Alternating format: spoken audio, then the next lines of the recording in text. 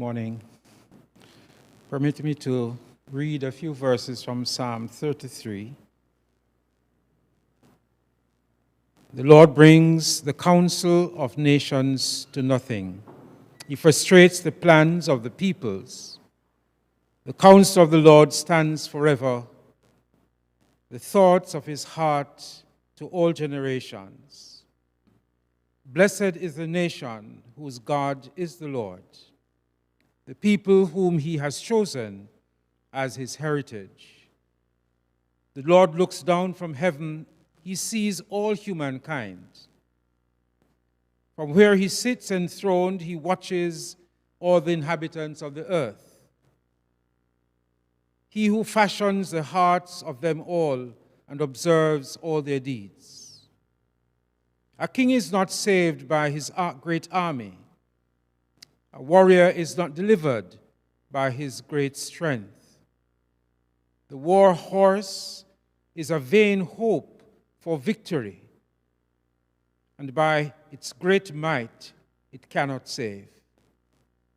Truly, the eye of the Lord is on those who fear him, on those who hope in his steadfast love, to deliver their soul from death and to keep them alive in famine. Our soul waits for the Lord. He is our help and shield.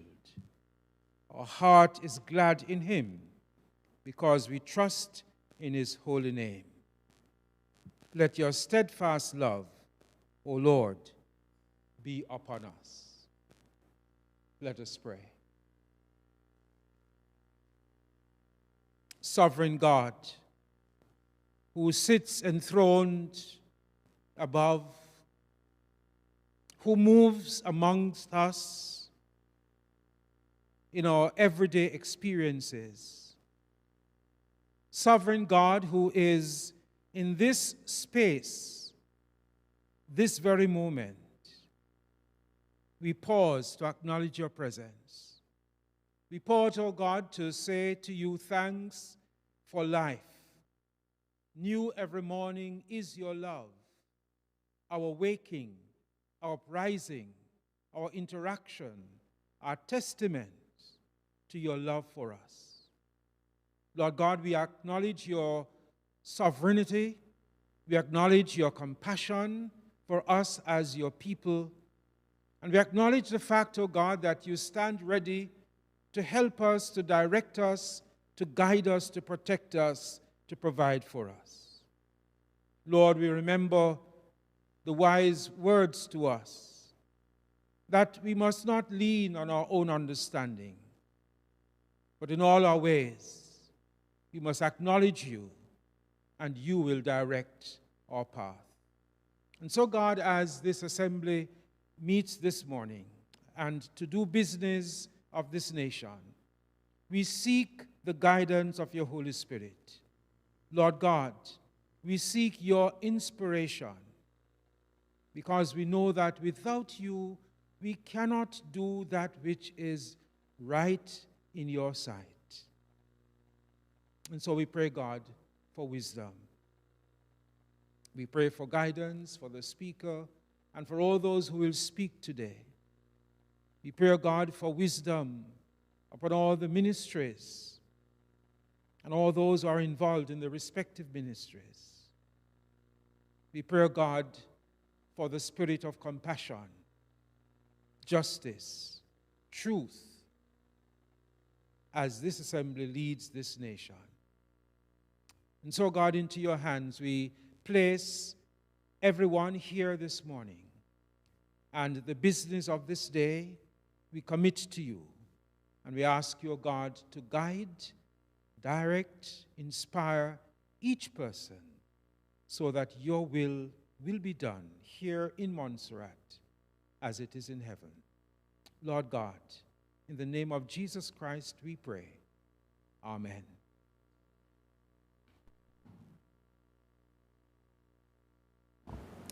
Oath. I, Maria Silcott, do solemnly and sincerely affirm and declare that I will be faithful and bear true allegiance to His Majesty King Charles III his heirs and successors according to law.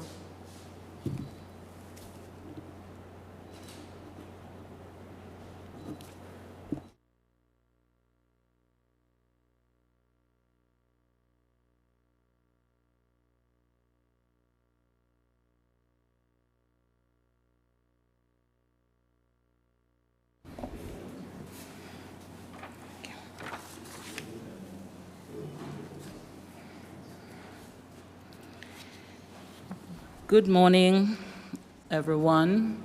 Good morning, honorable members. I'm sure you'll join with me in welcoming back the honorable leader of the opposition, who was away briefly due to illness. He looks as fit as a fiddle down there. I also use this, and Honorable Hector, Honorable Minister of Build, who was out for some time as well. I now use this opportunity to wish each of you happy World Parliament Day, celebrated today, June 30th. And what better place to be than to be in Parliament celebrating this day? I hope it will be a productive and pleasant one for all of us. Now, before we commence with the business of today, I wish to make a brief statement for the guidance of the House. And I may say that it is not one for comment or debate. The standing orders of this House are not mere technicalities. They are the covenant that we have made with each other and with the people of Montserrat, the framework that allows 9 elected voices to deliberate on behalf of an entire island. These orders provide opportunity for members to contribute in debate. They protect the integrity of questions to ministers, and they also empower the Speaker to maintain order so that passion does not become disruption. When we adhere to standing orders, we affirm that Montserrat's democracy is not governed by who shouts loudest, but by rules that apply equally to government and opposition, to ministers, backbenchers, and officials alike. That consistency is what gives legitimacy to every act that is passed, from the appropriation bill to the smallest amendment. In the same token, when the standing orders are not fully observed, the House pays a price in the quality of its decisions. On 21st April 2026, the 3 bills on the order paper proceeded to a vote. Yet, those votes were taken with fewer voices in debate than the public had a right to expect. If members absent themselves from the Assembly when critical matters are called, scrutiny is diminished, and the record of those proceedings shows gaps where argument and counter-argument should stand.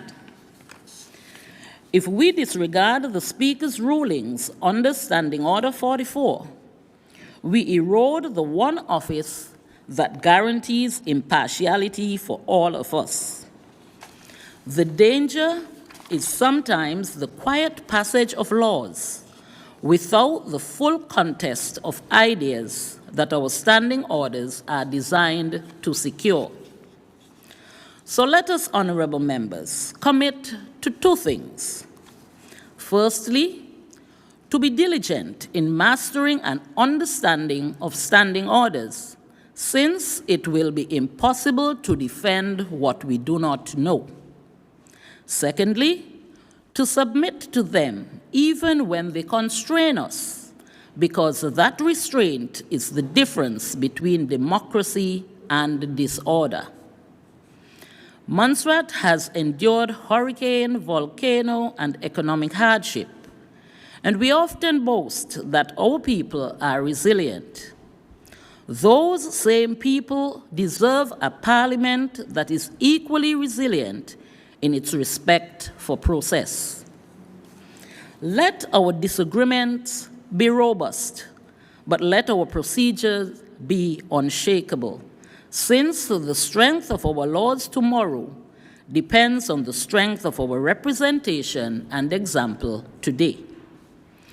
The House will be aware of the need for temperance and moderation in its conduct and language. It is healthy for strong views to be expressed, but they become unacceptable when they venture into unparliamentary territory and disrespect for the rules.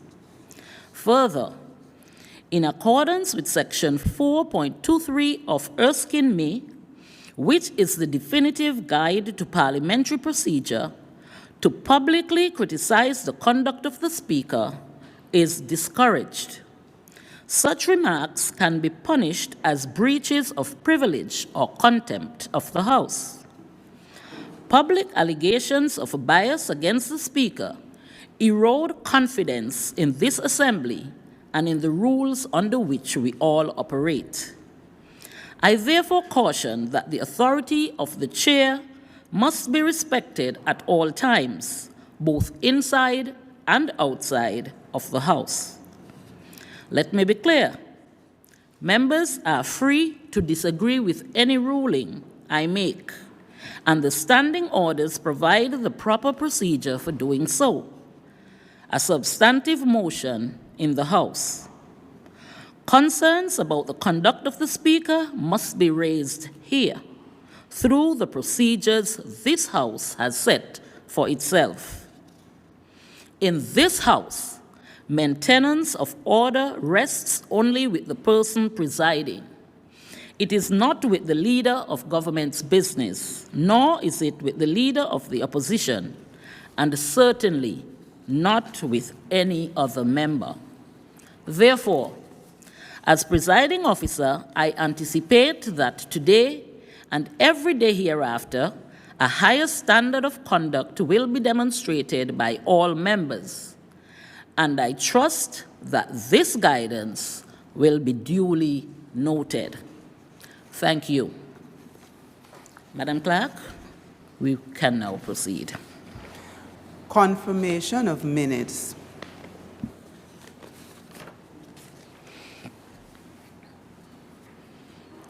Before us, we have 2 sets of minutes for confirmation. If there is no objection to the accuracy, can somebody move the motion? I recognize the Honorable Minister of Build.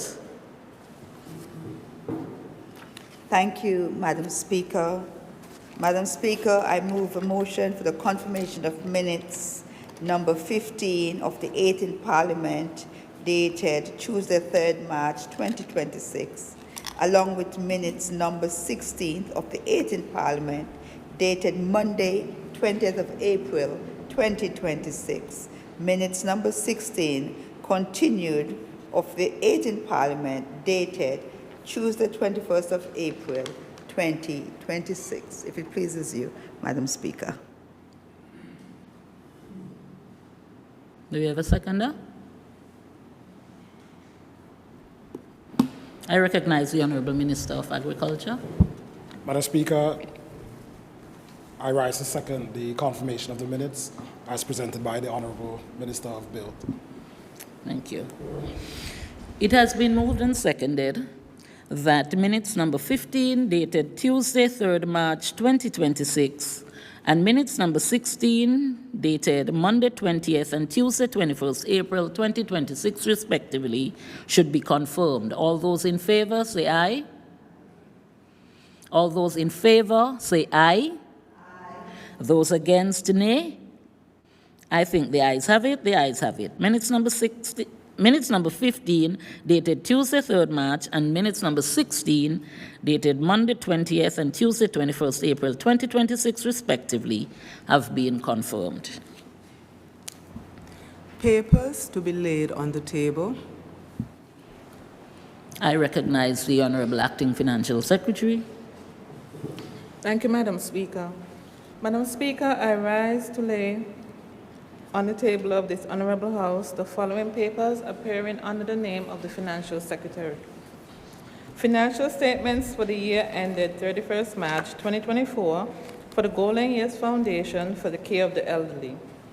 Financial statements for the year ended 31st March 2025 for the Montserrat Port Authority. Financial statements for the year ended 31st March 2023 for the Montserrat Social Security Fund. Efficiency and effectiveness of the Physical Planning Unit. Post-implementation audit of the Integrated Utilities Management System, Montserrat Utilities Limited. Performance audit of government's pensions. Audited financial statements of Montserrat Guides Association for the year ended 31st December 2021. Audited financial statements for Montserrat Guides Association for the year ended 31st December 2022. Financial audit of the MVO, Montserrat Volcano Observatory, for the fiscal period 1st April 2018 to 31st March 2019. SRNO number 16 of 2026, Customs Duties and Consumption Tax, Orland Gary Morton Exemption Order. SRNO number 19 of 2026, Customs Duties and Consumption Tax, Kristen Taylor Hilton Exemption Order. SRNO number 20 of 2026, Customs Duties and Consumption Tax, Ashel Bramble Exemption Order. And SRNO number 21 of 2026, Customs Duties and Consumption Tax, Lonnie Howe Exemption Order. Thank you, Madam Speaker. I recognize the Honorable Attorney General. Thank you, Madam Speaker. Madam Speaker, I rise to lay on the table of this Honorable House the following papers appearing under the name of the Attorney General. SRNO number 17 of 2026, Road Traffic, Race and Speed Trial, Designation of Place Order. SRNO number 18 of 2026, the Humanitarian and Emergency Service Medal Regulations, and SRNO number 22 of 2026, Proclamation appointing Saturday, 13 June 2026, a public holiday. Thank you, Madam Speaker.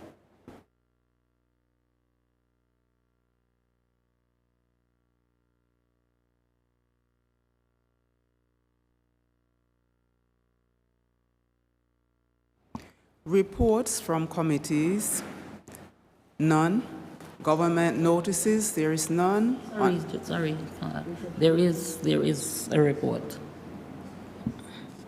I recognize the Honorable Leader of the Opposition.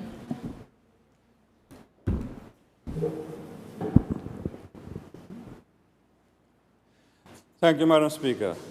Madam Speaker, with your permission, I would like to join you in wishing everyone a productive and a happy World Parliament Day.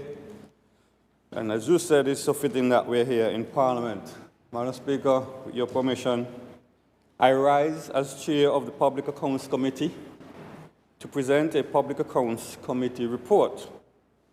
The Public Accounts Committee, a parliamentary committee, is an integral part of the work of this Parliament. Importance and effectiveness of its work requires the members to understand the process of parliamentary scrutiny and the importance of remaining impartial and professional in the proceedings of the PAC. A critical responsibility of the PAC and its Secretariat is to ensure members receive adequate training and exposure in parliamentary scrutiny. The home of the Secretariat is the Department of Legislature, which has facilitated two important activities to ensure two new members of the PAC receive adequate preparation. One, orientation for the new PAC members was completed by the PAC Secretariat. This orientation was completed in April 2026 locally by Dr. Judith Baker and Mrs. Adina Lee. Two, Fifth Commonwealth Association of Public Accounts Committees CAPAC Conference.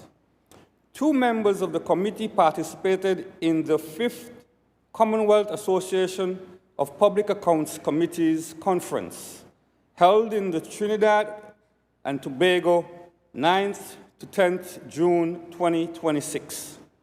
Recognizing the importance of continuous professional development and the need to strengthen parliamentary oversight, I nominated 2 members of the Public Accounts Committee, namely Honorable Nyota Mulcair and Honorable Dwayne Hickson, to attend the conference on behalf of Montserrat. CAPAC is an organization dedicated to promoting strong, independent, and effective public accounts committees across the Commonwealth and advancing the principles of accountability, transparency, and good governance. The conference was held under the theme, Advancing Accountability, Strengthening the Independence, Capacity, and Impact of Public Accounts Committees across the Commonwealth. The conference brought together parliamentarians, public accounts committee members, parliamentary officials, and oversight practitioners from across the Commonwealth to exchange experiences and explore best practices in parliamentary oversight in public financial scrutiny.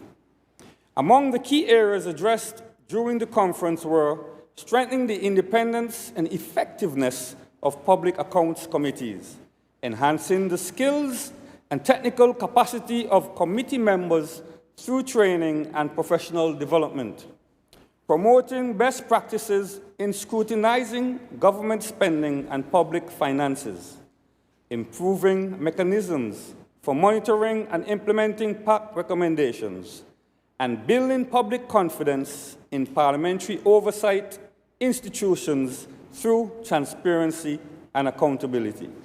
The conference reinforced the critical role that public accounts committees play in ensuring that public resources are managed responsibly and that governments remain accountable to the citizens they serve. I am particularly pleased to report that during the CAPAC General Meeting, Honorable Nyota Mulcair was elected as an executive member of the Commonwealth Association Parliamentary Accounts Committee Executive Committee. Elections to the Executive Committee form part of the General Meeting agenda, and new Executive Committee was subsequently presented to the membership. This is a significant achievement, not only for Honorable Mulcair personally, but also for Montserrat. Her election ensures that Montserrat now has representation at the executive level of this important Commonwealth body and will provide opportunities for our jurisdiction to contribute to the development of best practices in parliamentary oversight and public accountability. The Public Accounts Committee is committed to applying the lessons learned from this conference to strengthen its work on Montserrat. In particular, we will continue to focus on enhancing our oversight role, strengthening follow-up on recommendations, and promoting transparency and accountability in the management of public finances. On behalf of the Public Accounts Committee, I wish to thank the Montserrat Legislature Department, the Parliament of the Republic of Trinidad and Tobago, the CAPAC Secretariat, and all those who contributed to the success of the conference. I also commend Honorable Nyota Mulcair and Honorable Dwayne Hickson for representing Montserrat with distinction and for bringing back valuable insights that will assist the committee in carrying out its important work. Thank you, Madam Speaker. Thank you. I'm sure that I could speak on behalf of all the members, congratulating both Honorable Members Hickson and Mulcair for their participation, but further to congratulate the Honorable Nyota Mulcair on her election to the Executive Committee of CAPAC.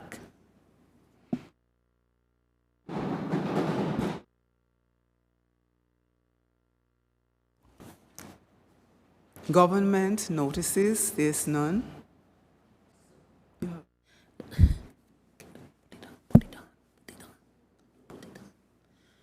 I recognize the Honorable Minister of Build.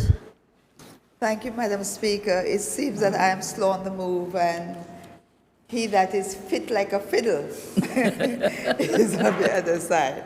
Madam Speaker, and this is not at all to disobey your order in commenting on your speech, but today being World Parliament Day, Madam Speaker, it is most timely, and we are all encouraged by it, and I believe instructed.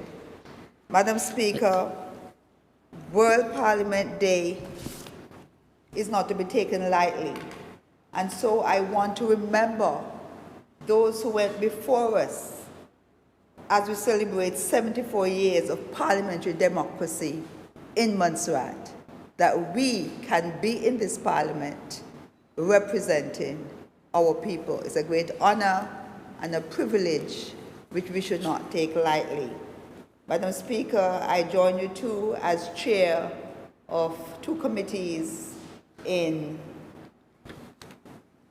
congratulating both Honorable Mulcair and Honorable Hickson, and we are indeed looking forward to the work of the PAC.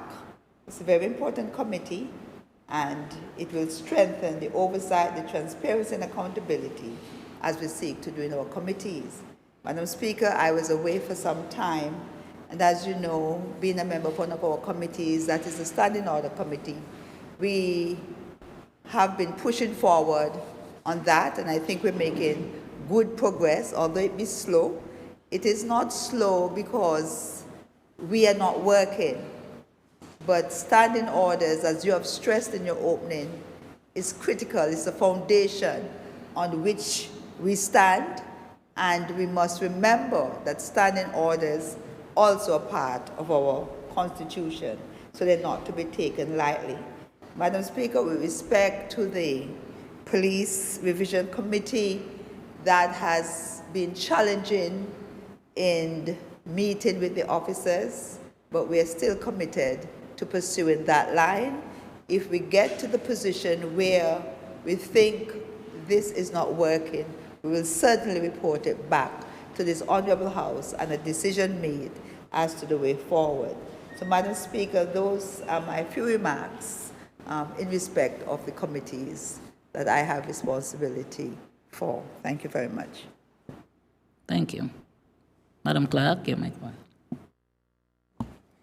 Government notices, there is none. Unofficial notices, there is none. Sorry, did you say ministerial statements? That's what I'm coming to. Oh, okay. Sorry. Ministerial statements. Sorry. I recognize the Honorable Minister of Education and Health. Thank you, Madam Speaker.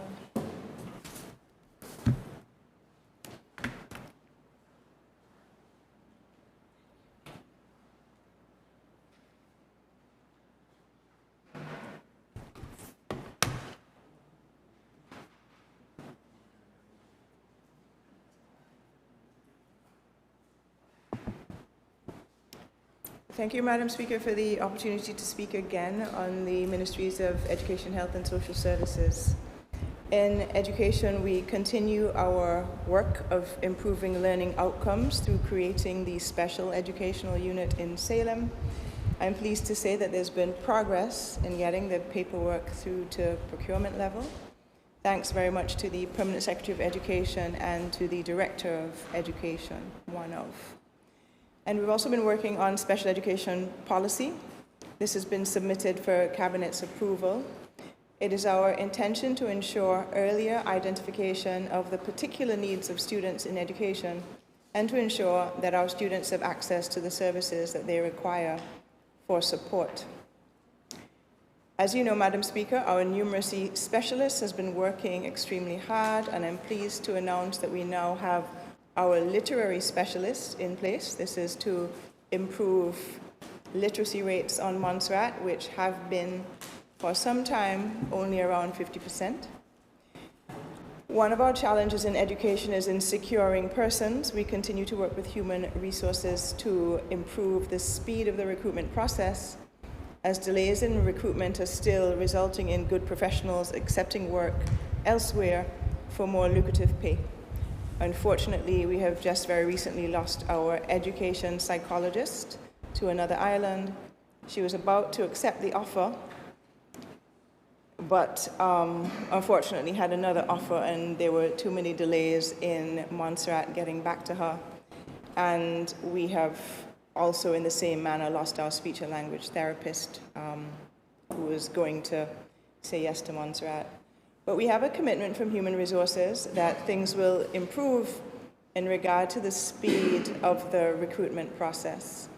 I would like to continue to thank Montserrat's very own education psychologist in the private sector, Dr. Carol Tewitt, for her ongoing work with special education students, as well as First Steps Academy, a team out of the US that has been working hard pro bono for the last 2 years.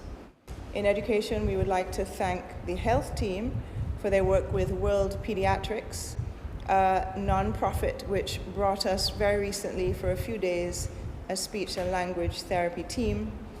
The team will return for those students who did not get seen, and there will also be in-person and virtual follow-ups by this team. There is still the unfilled post for speech and language therapists here that we're hoping over the course of the year we'll be able to fill. This is an essential requirement for special ed on Montserrat. Curriculum support is going to be provided through the OECS. The OECS is on board with supporting our teachers through curriculum, and they're in the process of developing an incredible new CPD platform which will allow teachers access to virtual CPD, which will allow a monitoring and evaluation process by the ministry, and it will ensure that we're all on board and offering, on the same page, and offering multiple CPD programs to our teachers in education. It is the intention of the ministry that the OECS harmonized curriculum will be the national curriculum of Montserrat for primary and for secondary forms 1 to 3. Teachers, of course, are still free to include aspects that they find useful if they are exposed to another established curriculum. The OECS curriculum is digitalized, and it's supported by the OECS Learning Hub, which is an incredible resource for teachers in terms of lesson planning, organizing tests, etc. For the transition from tertiary education, from secondary to tertiary education, Montserrat is still very proud of its MOU with Monroe University, but this MOU needs more publicity. Part scholarships are available from Monroe University to students on Montserrat to study degree programs online or face-to-face. Monroe will be on island in November to promote tertiary education on Montserrat. There are also master's programs available. So far with the application process, only 3 adults have applied and no children. So we're obviously not doing a very good job at getting the message to our student population, so we must try harder. So opportunities await our students through Monroe. I must thank for this Anne-Marie Ferguson of Monroe University for her vision and for her hard work on this. Anne-Marie is the relative of the late Miss Jeanelle Hausen, who in her role as teacher in secondary education taught generations of students prior to her fairly recent passing. Under improving learning outcomes, Madam Speaker, I must speak of the United Alliance TechVoc initiative. Our vision is to introduce a wider range of TechVoc subjects into primary and lower secondary by September. In addition to the present subjects which are offered at secondary, which are food and nutrition, building and furniture, technical drawing, agriculture, IT, and electricity, we want to introduce landscape architecture, auto mechanics, welding, ocean science, boat building, cosmetology, hair, makeup, nails, sewing, and fashion design. With the introduction of these subjects into primary and early secondary, we will create a love and a passion for TechVoc that will improve the ability of students who are desirous of writing the CBQ exams when they reach 4th and 5th forms of secondary. We are in the process of creating a council for technical education on Montserrat and creating a business plan, new spend requests, GAF requests, and grant funding requests to ensure that funding follows the great vision that we have for TechVoc in United Alliance today. And Madam Speaker, it is hoped that long-term Montserrat will have its own TechVoc Institute. This will take time, planning, and obviously financing.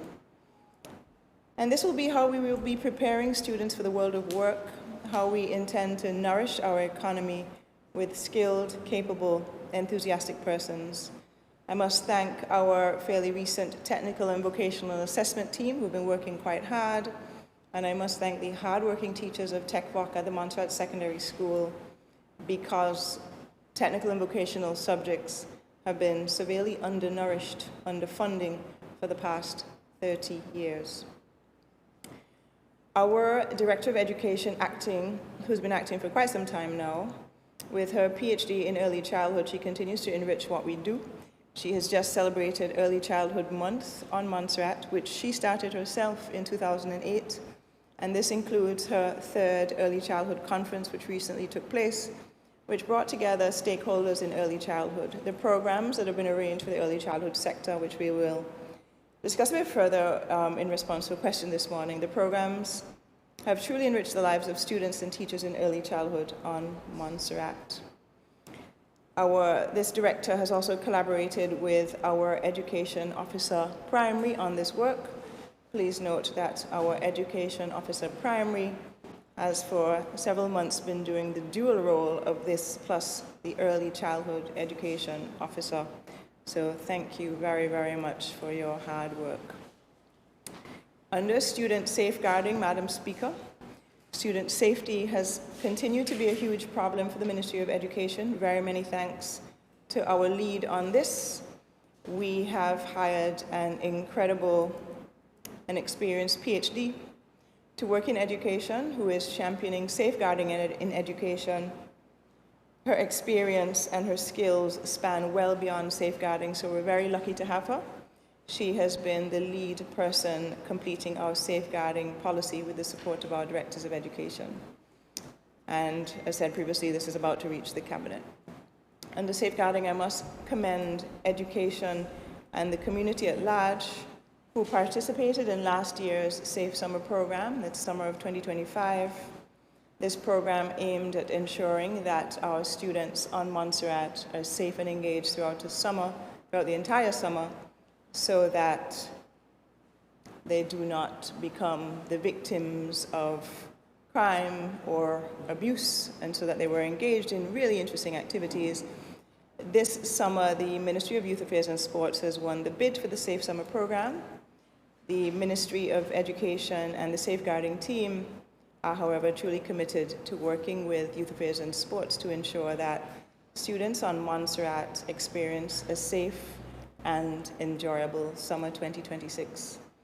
Under safeguarding, Madam Speaker, the fights continue at the Montserrat Secondary School. Many thanks to the safety officers who several times a week still have this challenge.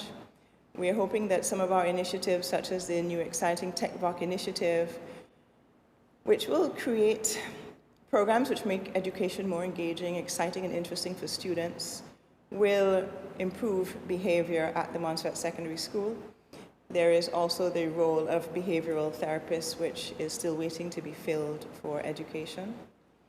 This role of behavioral therapists was created as a United Alliance initiative in 2025. Our Directors of Education and our Education Transformation Project Manager, Madam Speaker, have been working on further developing our teacher strengthening and support policy. We have reintroduced the Montserrat Union of Teachers Convention to the calendar. We have been forging stronger relationships with the Montserrat Union of Teachers, and we are committed to teacher education, to teacher CPD, to teacher safety, Madam Speaker, teacher support, and teacher empowerment. We want our teachers on Montserrat to be recognized for their valued work and for their huge contribution to nation building. In education, we continue to support infrastructure through repairs. Our most recent commitment has been to the early childhood team at Lookout, who for several years have needed repairs. Thank you very much to the team there for continuing to work under the difficult circumstances. To strengthen governance, we have renewed the Montserrat Community College Board and are finally commencing work on the Education Advisory Board, the Board for the Governance of Secondary Schools, and the Councils for Early Childhood Education, Special Education, and TechVoc. We continue to engage with education specialists abroad through monthly meetings. This, however, is very difficult due to other engagements. However, I would like to extend really sincere thanks to those persons, educators, and those interested in education out in the diaspora who have remained in close contact over the past year and who are helping to guide what we do in education. Thank you so much. Health, Madam Speaker. The mobile medical van and several independent nursing teams have been working hard to take healthcare to the people, which is one of the initiatives of the United Alliance team. We thank you, nurses, for your very hard work, nurses and nursing assistants, for your very hard work and your dedication to the healthcare of the people on this island. I'm sure many persons here have seen them showing up in business places and at their workstations to assess them and give advice. The Visiting Specialist Program, Madam Speaker, which commenced after the start of the financial year this year, unfortunately, budget constraints will lead to a very limited program this year. Unfortunately, our inability to secure a permanent obstetrician, gynecologist, and a permanent pediatrician has left us reliant on locums. So these are temporary doctors to use to fill these positions, and fortunately for the doctors, but unfortunately for us, temporary doctors, called locum doctors, are paid at a much higher rate, and thus the funds are fast disappearing from the professional fees and services line from which the Visiting Specialist Program comes from. I'm presently suggesting public-private partnerships to continue this program in some form, where the Ministry of Health facilitates through provision of space, equipment, and staff, but the patients pay for the service to an outside company who facilitates with getting the specialists into Montserrat. This means that the program will be subsidized to an extent, but will be costing more than it would cost if health ran it alone. But at least it allows patients to have access to important investigations on island. Patients who are unable to afford the service will have to be routed through social services. An example of this is the colonoscopy service, the endoscopy service, which is virtually free at present. But it will mean that if we do this partnership, that the service will always be available on island, and the ministry will be facilitating the process of subsidizing the cost of it to patients. We still expect the visit of the vascular surgeon. We expect in October, November, a podiatry service which is being brought to us by Ms. Sonia Charles, who continues to champion advocating for better health care on island. The ministry and the Office of the Premier are presently working on ways to assist this visiting podiatry team. We also expect this year a cardiologist. Dialysis, Madam Speaker. The project is ready to commence once funding is made available. That's 600,000 EC dollars that will allow us to dialyze 8 patients on island and will also assist us in taking care of any new patients who come about during the period, and will help us with emergencies. Just to remind ourselves that often in critical illness, patients develop multi-organ failure, which can include kidney failure, and will need to be supported by dialysis. Early cancer diagnosis strategies continue to be developed in the Ministry of Health. Very many thanks to the charities who have been supporting persons on Montserrat. Thank you to the Weeks Family Charity. This charity has been screening for several years now for ovarian, uterine, and cervical cancers. Thank you to the Pink Ribbon Charity. Thank you to the Pink Ribbon Charity, who continue to advocate for early cancer diagnosis, breast and prostate cancer in particular. That's through Ms. Sonia Charles again. Thank you also to Helping Hands of Glendon, who have paid for several mammograms on island over the course of the year. Many thanks. And this Friday, Madam Speaker, our very own and very famous radio commentator celebrates his birthday with the screening of 200 men all in one day. Screening of 200 men for cancers and other NCDs. Urologist Dr. Dwayne Thwaites is coming especially for this. Dr. Thwaites, as you know, is known in the region for his expertise and professionalism in urology. He's an advocate for early cancer diagnosis in the region. It's going to be a long and difficult day, but the men of Montserrat and the families they love and support are very, very much worth it. In emergency care, Madam Speaker, in the Ministry of Health, we have succeeded in having the emergency medicine consultant and the 2 extra doctors needed for 24-hour doctor cover still as the top priorities for the Ministry of Health. As human resource needs, sincere thanks to the members of this team who have supported this request. Faster, cheaper, and more efficient medical evacuation, Madam Speaker, still awaits the signing of the Memorandum of Understanding with Guadeloupe, which will offer us first-class tertiary care 20 minutes away. Many thanks to our Premier for his recent verbal support of this, and he has plans to assist us with this program. In terms of ensuring that emergency patients have access to essential diagnostics on Montserrat in health, with the limited funding with which we have been provided, we're going to be supporting our diagnostics to ensure that patients can continue to receive a CT diagnosis when they're having a stroke or a pulmonary embolism or major trauma.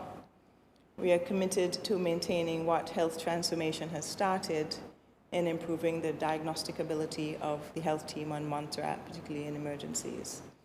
It is hoped that these maintenance costs, which are coming through as new spend requests, will be roped into the government's recurrent budget over the course of the next financial year. The new hospital project, Madam Speaker, has been an amazing success for this United Alliance team. This beautiful building rising up before our eyes, Madam Speaker. Many thanks to the project manager for the Government of Montserrat responsible for the project. He has been truly incredible. Many thanks to CIE out of St. Lucia, one of the Renew group of companies. Thanks to Article 25, the design company. And thanks, of course, to the FCDO for the 100 million plus EC dollars provided for this project. The various teams involved continue to make the Government of Montserrat, the people of Montserrat, and the FCDO proud of the project. In October, Madam Speaker, the Ministry of Health and Social Services will be hosting the Health Ministers meeting for the OECS. It was our turn and we said yes. Already a collaboration between some very incredible people in the Government of Montserrat is occurring to create an ecosystem for the meeting that will make Montserrat proud. We are hoping to demonstrate our mastery of the arts through presentations at the meeting and to create an incredible culinary experience for the attendees. All of this, of course, as we discuss at the Health Ministers meeting, the serious business of optimizing health and wellness and healthcare delivery in our small island states. Madam Speaker, can I say that I love the OECS. In elderly care, Madam Speaker, the Ministry of Health and Social Services is very pleased to announce that finally the transition manager hired for the Margetson Memorial Home and Golden Years Home merger has commenced her work, and it is all coming together nicely. We look forward to the staff of both homes creating a strong and unified team for patients at the home, providing a 24-hour caring setting. Out of the conversations around this has come real dedication to the older persons on Montserrat to not only address their health care, their meals, their hygiene, and their safety, but also also to ensure that we have interesting and engaging activities for older persons, Madam Speaker. I would like to take the opportunity to thank all persons who have worked hard with the Ministries of Education, Health and Social Services over the course of the year so far. Many thanks to our permanent secretaries, our education officers, our chief medical officers, our complete teams of administration in health, education, and social services. Thank you to our teachers, our education specialists, our nurses, doctors, nursing assistants, geriatric aides, social workers, community support persons, our cleaners, our drivers, our orderlies, our groundsmen, and our safety officers, Madam Speaker. Madam Speaker, the Real One Montserrat project involves all of us doing this hard work almost every day. Thank you to the Deputy Governor and her team for the leadership of the civil service, to the Attorney General and her team for their legal expertise, to our Financial Secretary for his hard work and his integrity, his frugality. To the Governor and the FCDO team, many thanks. To our Premier, many thanks for your leadership. And to our ministers and the members of the opposition, thank you for your support and your camaraderie.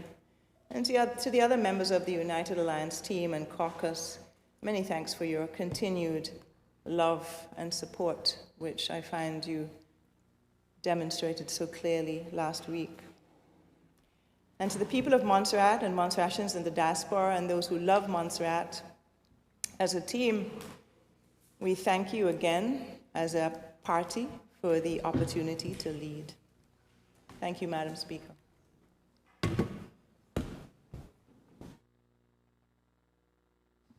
Questions?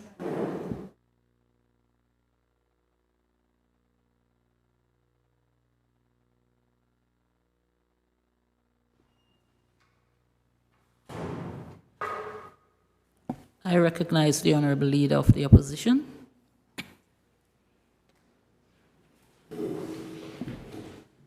Thank you, Madam Speaker. Madam Speaker, I do have some questions here. I would like to start with questions to the Honorable Premier.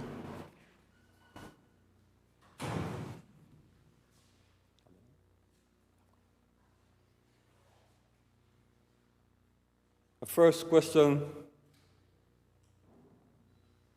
will the Honorable Premier advise the Honorable House, A, of the current status of the government's tender process for passenger ferry services, including the expected publication date, closing date, evaluation timeline, and the intended commencement date for the service? That's A of question 1. Are we going to be asking a full question, or we're going to cut them up in pieces? Because I think a question is a question. Honorable Premier, how would you want to address them? I recognize the Honorable Premier. Madam Speaker, unfortunately, the staff received these questions at 3:45 on Wednesday afternoon. So therefore, they had Thursday and Friday to prepare responses. They worked diligently to prepare those responses. I opened my computer yesterday to complete them, but I just could not find the time to finish. So therefore, I'm asking this Honorable House two things.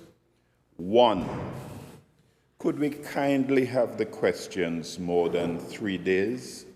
Because the research which is required is extensive, and the staff works flat out in the 3 days which they have to respond to the questions. And I also need a day to deal with modifications to their responses. Secondly, I will provide the answers if the honourable members, both Honourable Romeo and Honourable Lewis, so desires. I can supply those answers in writing once we've completed the responses or at the next sitting of this Legislative Assembly sitting. I recognize the Honourable Leader of the Opposition. Thank you, Madam Speaker. Madam Speaker, I do understand the statement made by the Premier, and I would prefer if I withdraw the questions now and then he would answer them at the next sitting. At the next sitting? At the next sitting, yeah. Okay. Thank you, Honourable. And with regards to submission of the questions, to provide sufficient time for the ministries to research and provide adequate responses, we will deal with that at another time.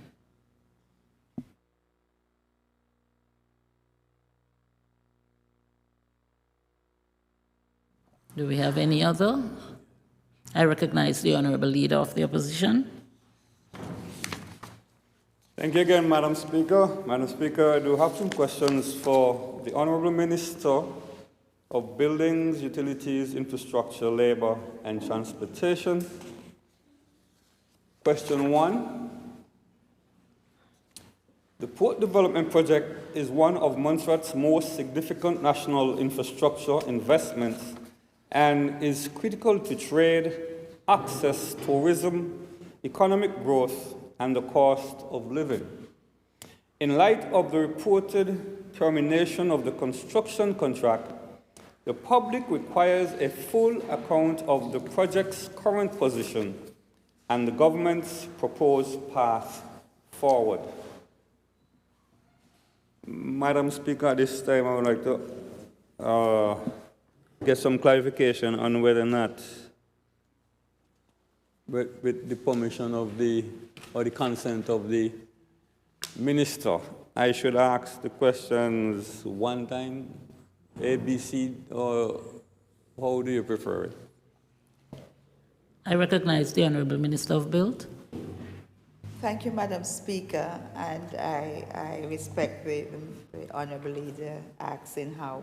Madam Speaker, because the question came as one with the parts, I just listed them that way. I just went through them. Yes. So I was treating them as one, right? So once you say them, and then I will go to them individually, because that's how I dealt with them. Not as individual question, but it's one question with a different. Thank you. Thank you. I do support that. Recognize the Honourable Leader of the Opposition. Yes, Madam Speaker. Will the Honourable Minister state the circumstances that led to the termination of the construction contract, including the date of termination and the contractual basis upon which the contract was terminated? B, the total expenditure incurred on the port project to date, including design, consultancy, project management, supervision, mobilization, construction works, legal services, settlement cost, and any other related expenditure. C, the value of works completed as at the date of termination and the percentage of the overall project completed. D, whether any termination payments, compensation claims, liquidated damages, settlements, arbitration proceedings, or other liabilities have arisen as a consequence of the termination. E, the amount of funding currently remaining available from each funding partner, including the United Kingdom government, the European Union, the Caribbean Development Bank, and any other source. F, whether all funding partners have formally agreed to continue supporting the project following the termination of the contract. G, the revised delivery model now being pursued by government, including whether the project will be retendered, redesigned, rescoped, phased, or delivered under an alternative procurement arrangement, and H, whether government intends to publish a comprehensive public status report outlining the project's current position, financial exposure, lessons learned, and the proposed way forward. I recognize the Honourable Minister of Build. Thank you, Madam Speaker. Madam Speaker, the Port Development Project is one of Montserrat's most significant national infrastructure investments. It's important to trade, access, tourism, economic growth, and the cost of living. Given the public interest in this matter, and rightfully so, and the fact that certain matters are now subject to ongoing legal processes and confidentiality obligations, I will answer the questions in the order in which they have been asked. In doing so, one would understand that there is information that cannot be disclosed at this stage, as disclosure could prejudice legal processes, which have already started. In relation to Part A, which asks about the circumstances that led to the termination of the construction contract, including the date of termination and the contractual basis upon which the contract was terminated, I hereby submit, following the recommencement of the works in September 2025, it became apparent that the contractor was falling behind the planned program towards completion, despite repeated warnings from the engineer regarding lack of progress and performance. The contractor failed to remedy those issues. This gave rise to multiple grounds for termination for breach upon which the contract was terminated. Part B, which asks about the total expenditure incurred on the project to date, including design, consultancy, project management, supervision, mobilization, construction works, legal services, settlement costs, and any other related expenditure. The total expenditure incurred on the project to date is $89,246,488.25. The project has a cumulative earned value of 54.2 million dollars with an assessed percentage of completion of 50.6%. In relation to Part C, it asks about the value of the works completed as at the date of the termination and the percentage of the overall project completed. The contract price was $90.1 million. However, this was adjusted to $107.6 million to account for a global settlement of claims prior to the remobilization in September 2025, as well as 6 approved variations. Before termination, the contractor was paid $71.7 million out of the $107.6 million contract price. This would indicate that the works should be around 66% complete. However, the percentage of the overall project completion is estimated at 50.6%. The rower ramp and pier are no more than 20% complete. Madam Speaker, in relation to Part D, this asks whether any termination payments, compensation claims, liquidated damages, settlements, arbitration proceedings, or other liabilities have arisen as a consequence of the termination. Matters arising out of the termination, including any claims or potential liabilities, are subject to ongoing legal processes and confidentiality obligations. It is therefore not appropriate to comment further. Madam Speaker, I wish to add that this is in no way an attempt not to be transparent. The House will be informed as soon as it is appropriate to do so. The government of Montserrat intends to rely upon all rights and remedies available to it under the contract. In relation to Part E, it asked about the amount of funding currently remaining available from each funding partner, including the United Kingdom government, the European Union, the Caribbean Development Bank, and any other source. Information related to the project funding is connected to the matters that are the subject of ongoing legal processes. It would therefore not be appropriate to comment further at this stage. The House, Madam Speaker, I commit to will be updated once these matters are resolved as they are being reviewed. In relation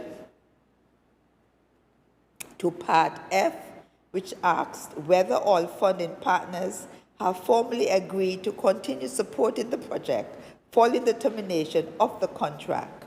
Madam Speaker, all funding partners have been continuously engaged throughout the process and kept informed of all the decisions. They have each confirmed their continued support for the project following the termination of the contract. Part G, it asks for the revised delivery model now being pursued by government, including whether the project will be retendered, redesigned, rescoped, phased, or delivered under an alternative procurement arrangement. The government is actively considering the options available for the continued delivery of the project. The procurement path forward cannot be confirmed at this stage, as it remains subject to ongoing internal and legal processes. The House will be informed of the revised delivery model once those processes have concluded and decisions have been finalized.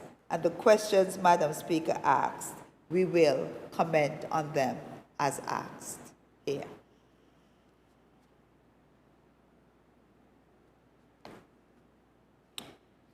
Part H, whether government intends to publish a comprehensive public status report outlining the project's current position, financial exposure, lessons learned, and proposed way forward.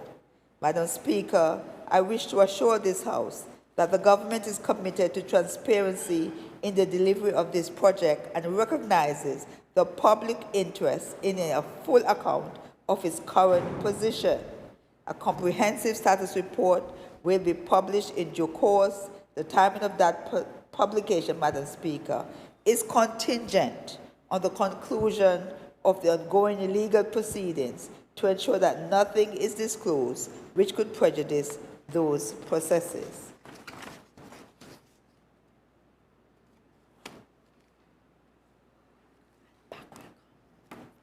Thank you. Thank you, Madam Speaker. I recognize the Honorable Leader of the Opposition. Yes, Madam Speaker, I thank the Honorable Minister for comprehensive answers, and I do understand the need for certain, well, let me just say, being able to ensure that nothing she says in her answers would prejudice anything that takes in place in the court. Madam Speaker, I have one supplementary, with your permission. It's more like a clarification, Honorable Minister. Who actually took who to court? Was it the government who took the contractor to court, or the contractor who took the government to court? I'm not clear on that one. I recognize the Honorable Minister of Build. Thank you. Madam Speaker, I will be very careful in how I answer. Like I said, we terminated.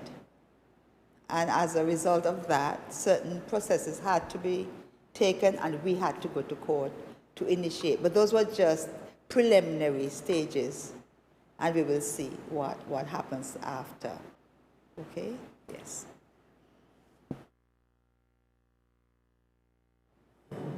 I recognize the Honorable Leader of the Opposition. Sorry.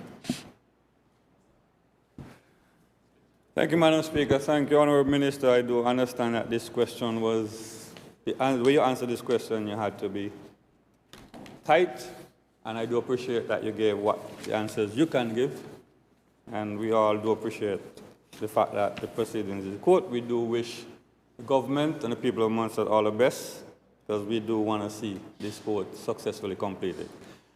Question 2, Madam Speaker. Given the termination of the Port Development Project contract and the importance of restoring public confidence in the delivery of major capital projects, it is necessary to establish what lessons have been learned and what corrective measures have been implemented. Can the Honourable Minister state, A, the principal technical, financial, contractual, governance and project management factors that contributed to the failure of the previous delivery arrangement?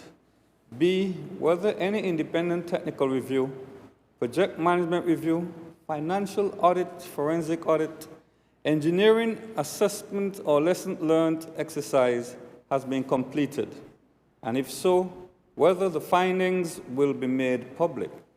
C, whether government has identified any weaknesses, deficiencies, or failures in project planning, design, procurement, contract management, supervision, funding approvals, risk management, or government oversight that contributed to the delays, disruption, or termination of the project.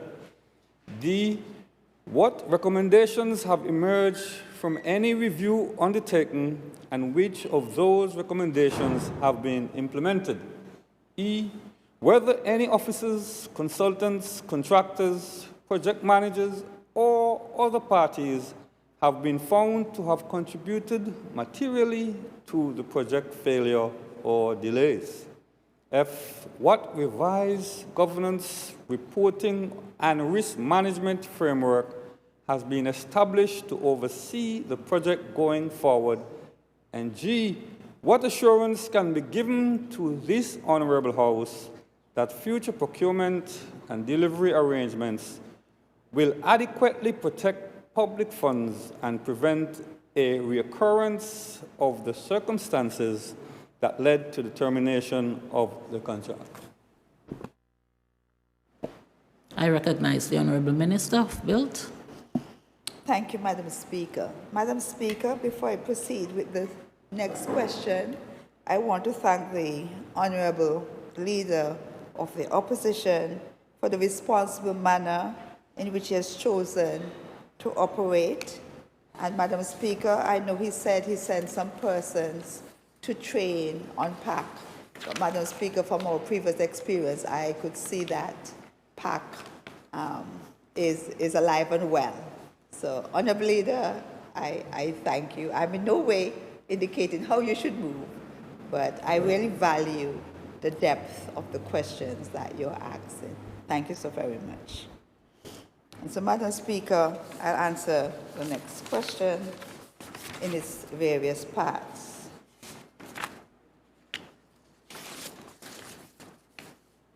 Given the termination of the Port Development Project contract and the importance of restoring public confidence in the delivery of major capital projects, it is necessary to establish what lessons have been learned and what corrective measures have been implemented.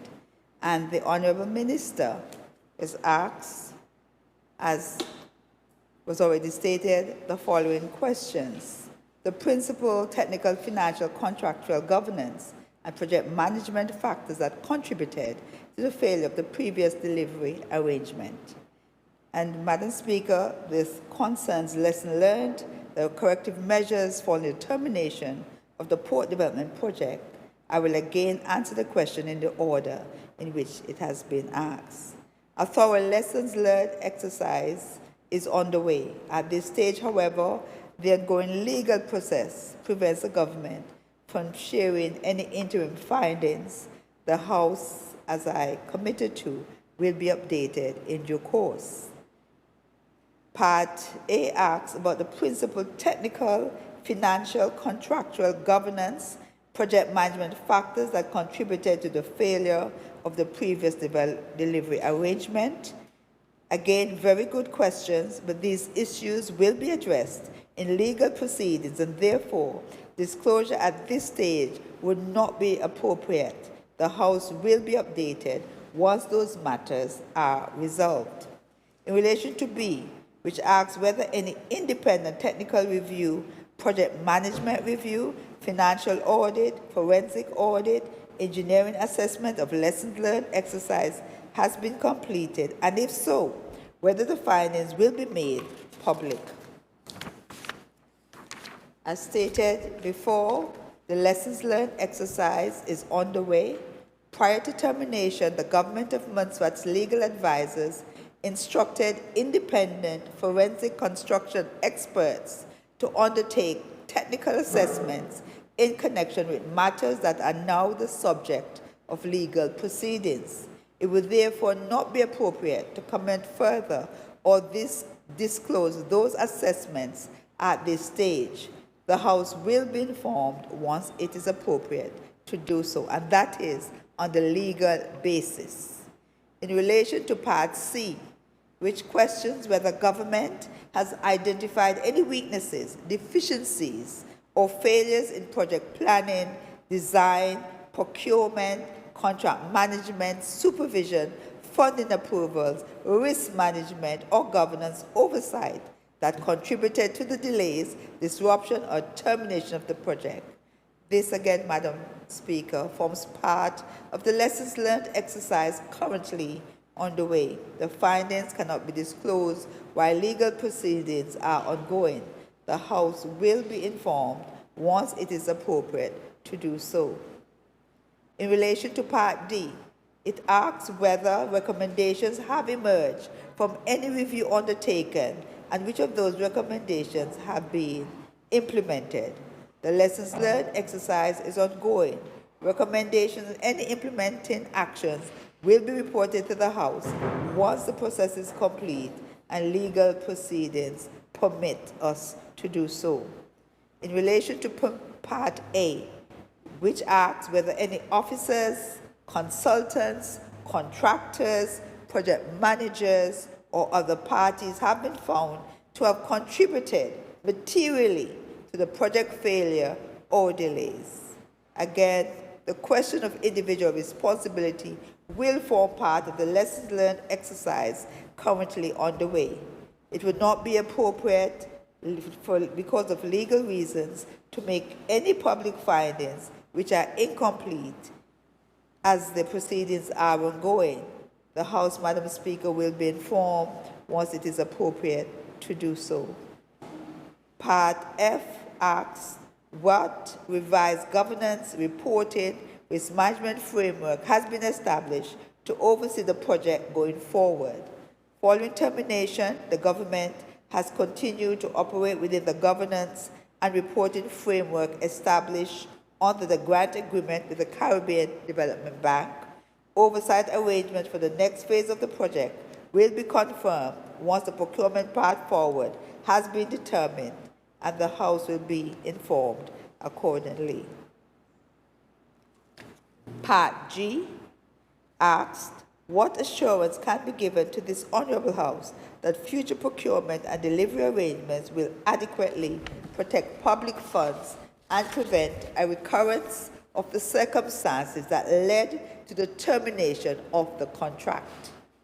The continuous engagement of funding partners and stakeholders, and by that I mean the United Kingdom government, throughout the termination process has ensured alignment and secured their support for the way forward.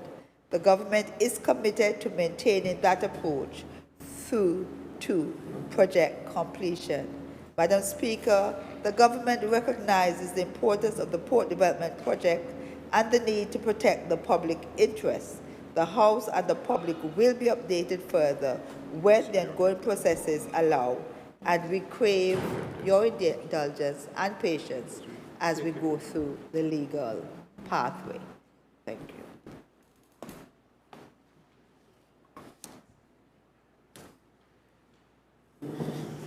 I recognize the Honourable Leader of the Opposition. Your mic, please, Honourable Minister.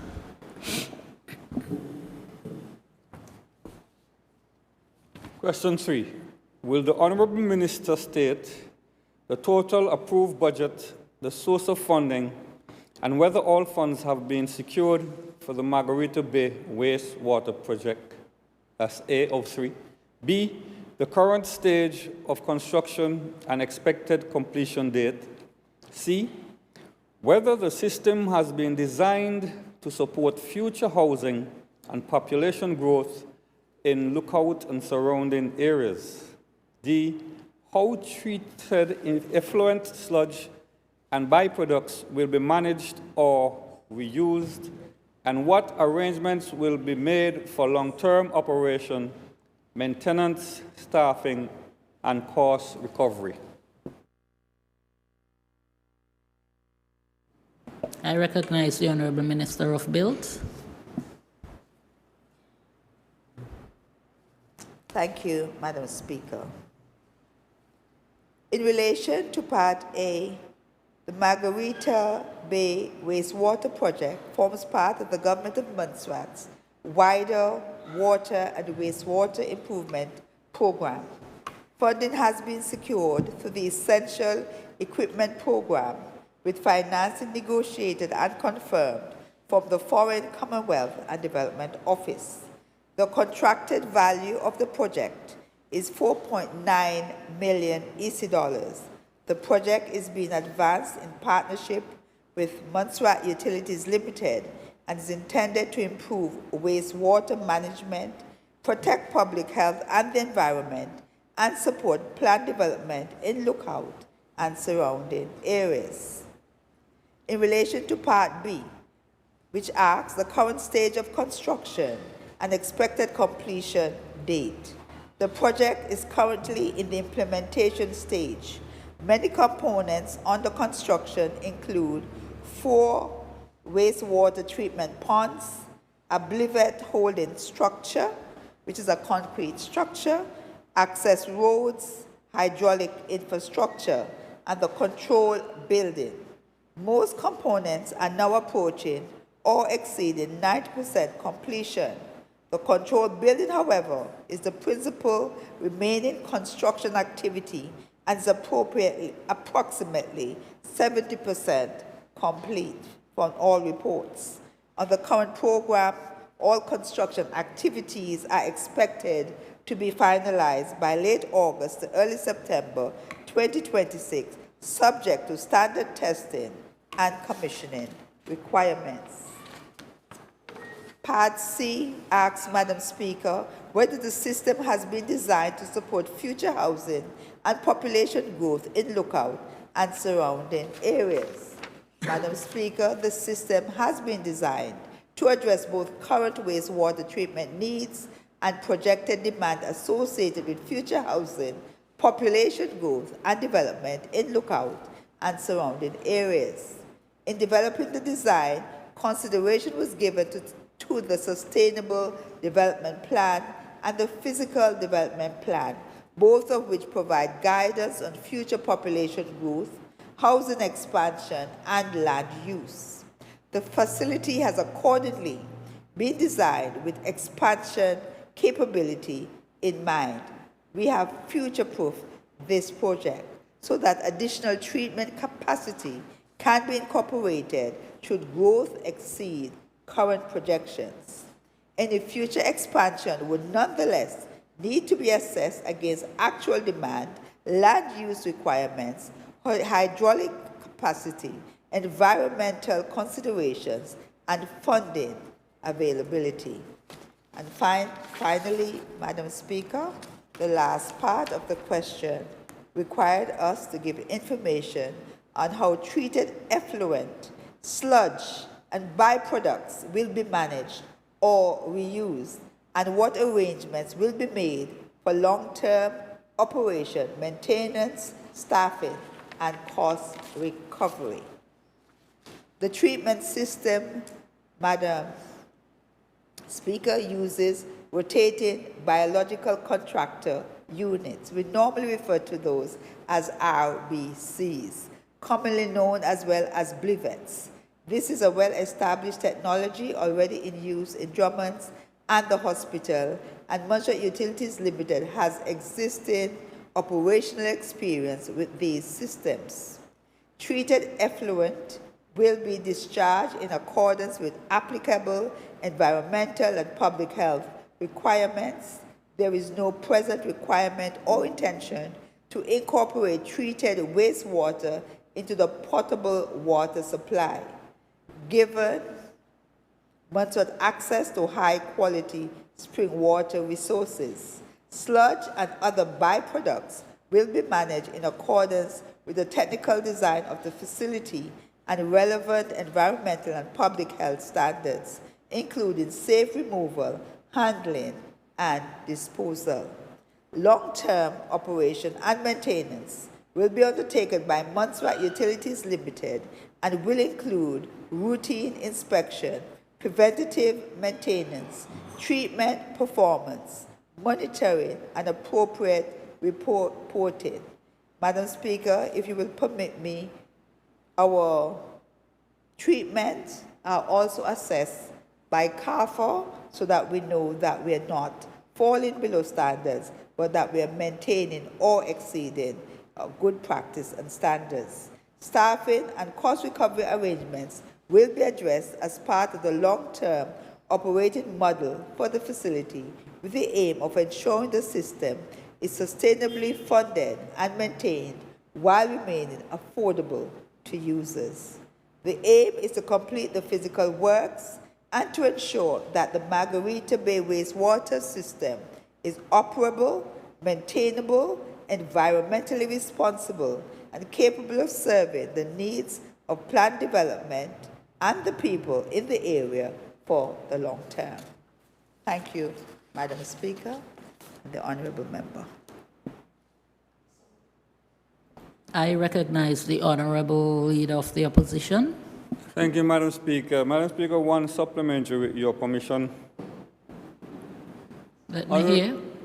Honourable Minister, you mentioned in answer to relation to Part B, major components under construction include 4 wastewater treatment ponds, the Blivet holding structure, access road, hydraulic infrastructure, and the control building.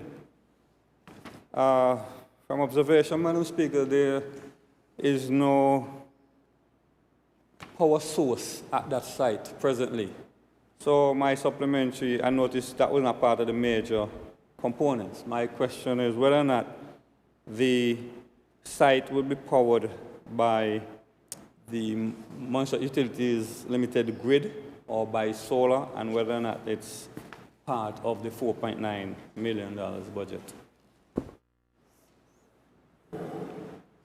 I recognize the Honourable Minister of Build. Thank you, Madam Speaker. Madam Speaker, given our green energy thrust, it is solar that will be utilized over there, as we're already doing at some of our other sites in Davie Hill. And if my memory serves me correct, that has already been included. And if I am incorrect, I will not hesitate to correct that information.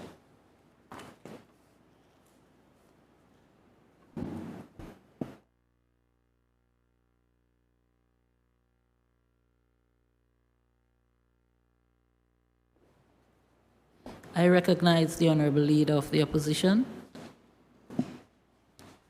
Thank you, Madam Speaker. Thank you to the Honourable Minister for her comprehensive answers. I do have some questions here for the Honourable Minister of Agriculture, Lands, Housing, Environment, Sports and Youth Affairs. Will the Honourable Minister advise on the concept and structure, tenure model, financing, cost and timeline, and eligibility in respect of the proposed Davie Hill housing development?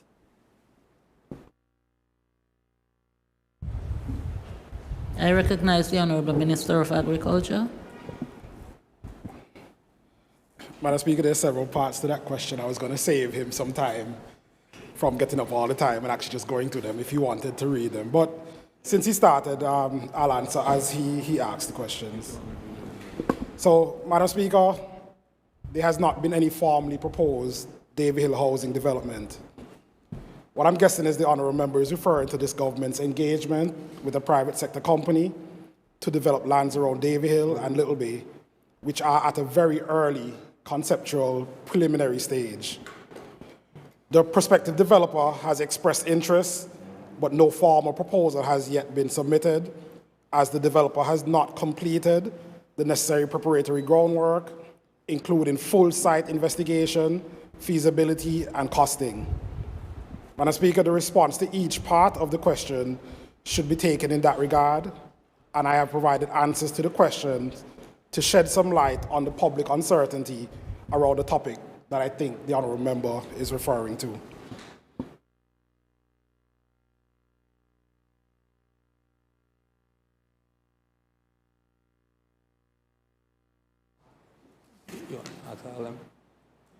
Okay. Yeah. Part I A of the recognize question- the Honourable Leader of the Opposition. Yeah, part of the question, the concept and structure of the proposed 150-unit housing development for Davy Hill project, and as you state, thanks for the correction, is both Davy Hill and Little Bay sites. You did not read A, which...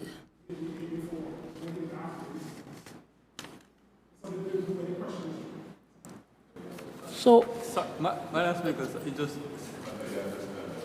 Yes.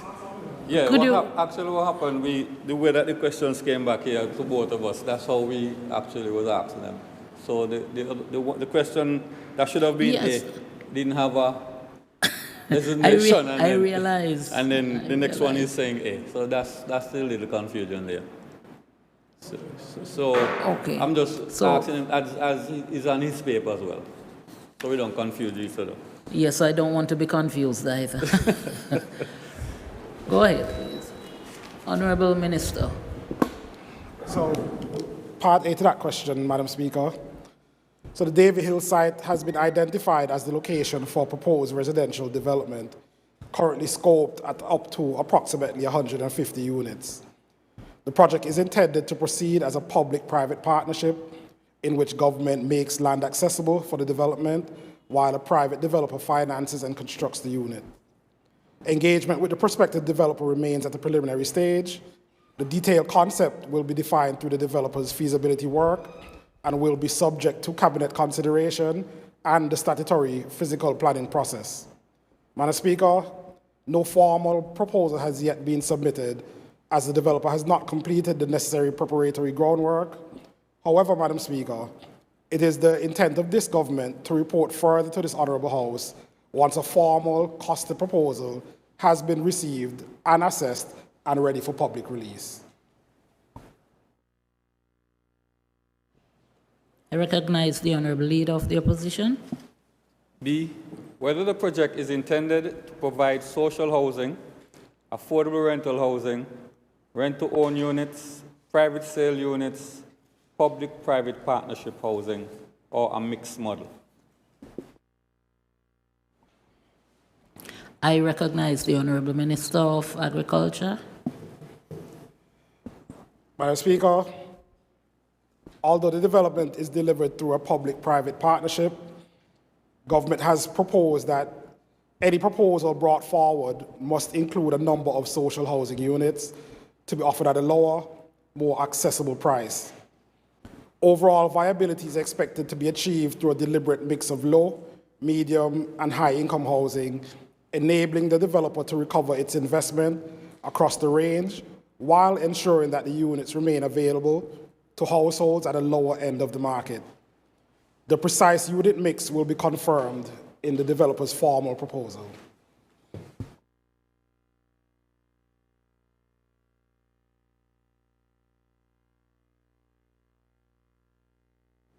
I recognize the Honourable Leader of the Opposition. Yeah, I'll move to D. The estimated total project cost, proposed construction timeline, and when the first units are expected to be made available. I recognize the Honourable Minister of Housing. Madam Speaker, Government is not at this stage in a position to state an estimated total project cost, a construction timeline, or a date for the availability of the first units. These figures depend directly on the full feasibility and costing work that the prospective developer has not yet completed. It would not be responsible to place unverified provisional figures before this Honourable House or the public. Government will provide these particulars once a formal costed proposal has been received and assessed. I recognize the Honourable Leader of the Opposition. E, likely eligibility criteria for persons or families seeking access to the units and to whom priority will be given. I recognize the Honourable Minister of Housing. Madam Speaker, project-specific eligibility criteria has not yet been set. However, to support access for local purchasers, and Madam Speaker, I would just put here that this goes for any likely project proposal that comes up, government is likely to link eligible buyers to existing ministry programs, including the service lots program, where government can provide land as a contribution to the buyer, and the housing financial assistance program, under which government can provide collateral support up to $40,000 to help eligible applicants secure mortgage financing.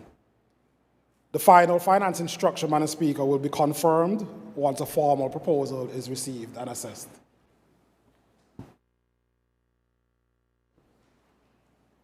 I recognize the Honourable Leader of the Opposition. Question 2. Whether government has an updated National Housing Needs Assessment, and if yes, what are the current estimated shortages of rental, affordable, and social housing units?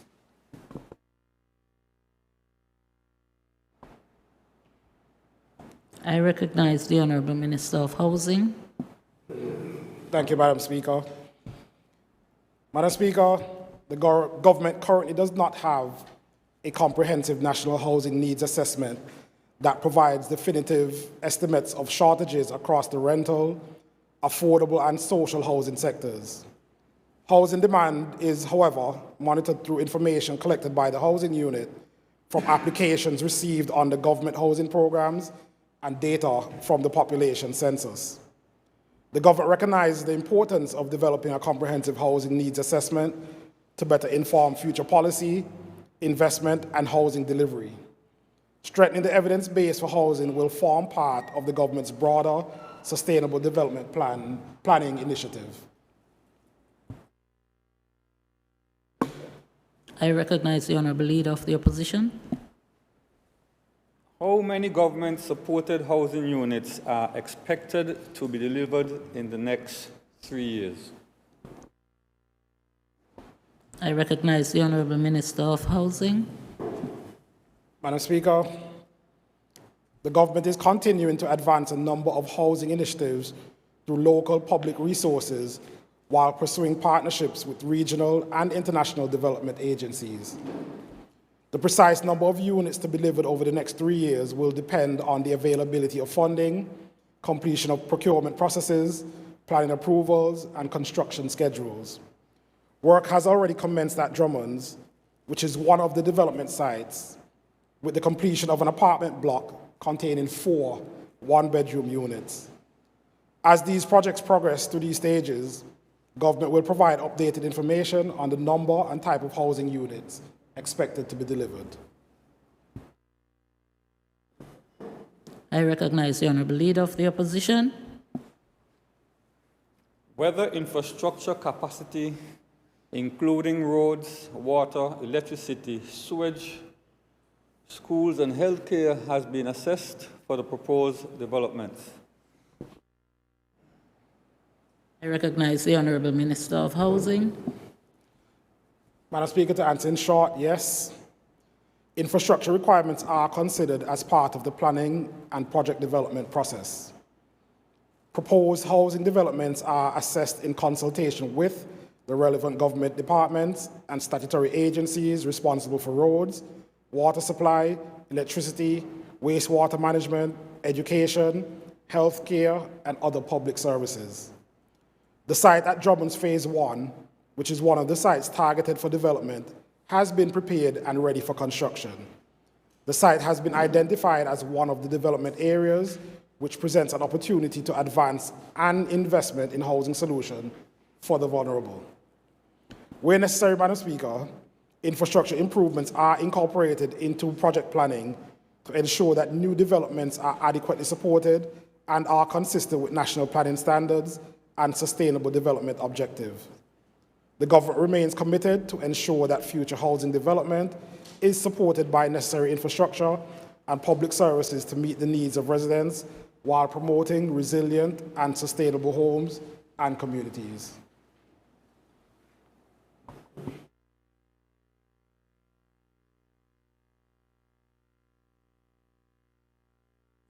I recognize the Honorable Leader of the Opposition.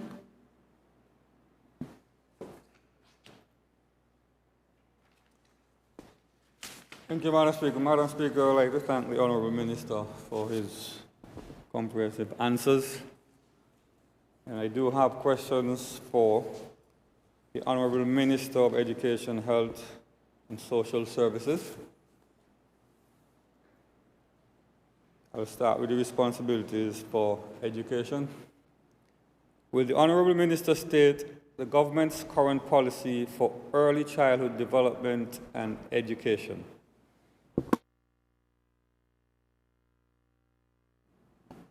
I recognize the Honorable Minister of Education. Thank you, Madam Speaker. Just one moment.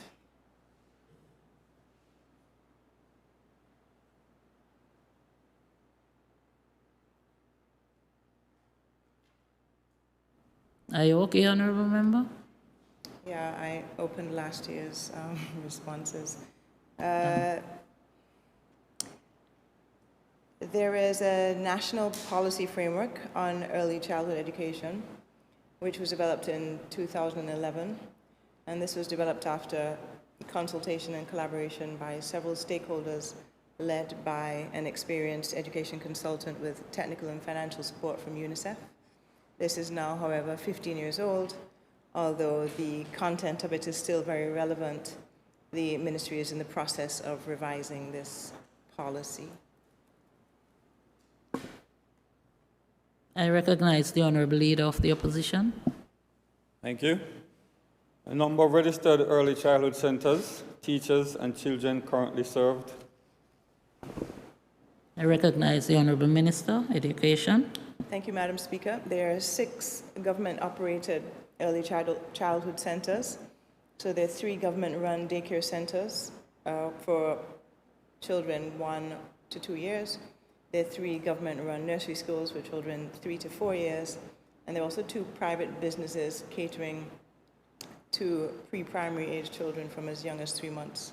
There are also individual persons in communities who support children through childcare. There's a total of 28 female early childhood practitioners in the government-operated centers. 99 children are currently attending the government-operated early childhood centers. That's 32, 32 at daycare and 67 at nursery. I recognize the Honorable Leader of the Opposition. What training, curriculum support, special needs screening, and development assessment tools are available to early childhood educators? I recognize the Honorable Minister of Education. Thank you, Madam Speaker. For several years, the Ministry of Education has not sent practitioners overseas to access formal training. However, all practitioners are exposed to continuous professional development and training on Ireland regularly. There is a CPD day within the first 2 terms and a 5-day session at the end of the academic year in July. Various topics are covered that help practitioners to enhance their strategies. With the technical and financial support of UNICEF, some practitioners were recently exposed to strategies to aid in the identification of children with special educational needs in early childhood. The Ministry of Education recently collaborated with the Montserrat Children's Society to support the professional development of practitioners. The Montserrat Community College has also assisted the ministry with a CPD workshop during the current academic year. Commendation must be given to some of the early childhood practitioners on Montserrat who, through their own wishes and their own funds, have pursued various programs and short courses in early childhood training. One practitioner will soon complete studies and obtain a bachelor's degree in the field.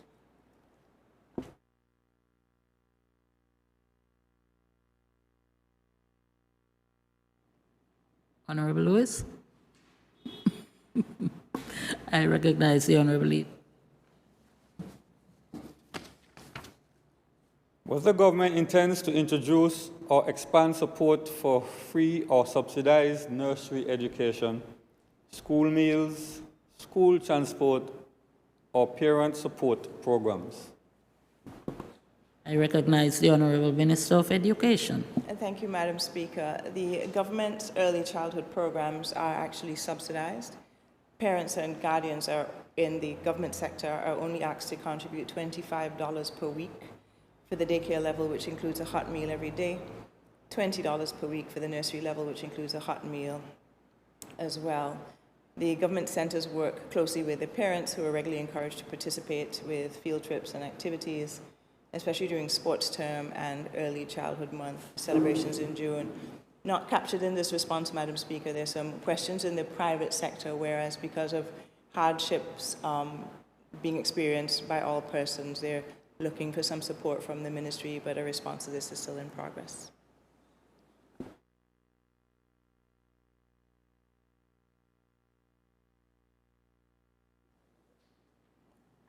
I recognize the Honorable Leader of the Opposition. How early childhood development is being integrated into the wider education transformation agenda? I recognize the Honorable Minister of Education. Thank you, Madam Speaker. Early childhood development actually refers to the first 8 years of human life, starting at the point of conception. The first 5 years are the most critical period for quality, critical growth and development in physical, emotional, social, and cognitive areas.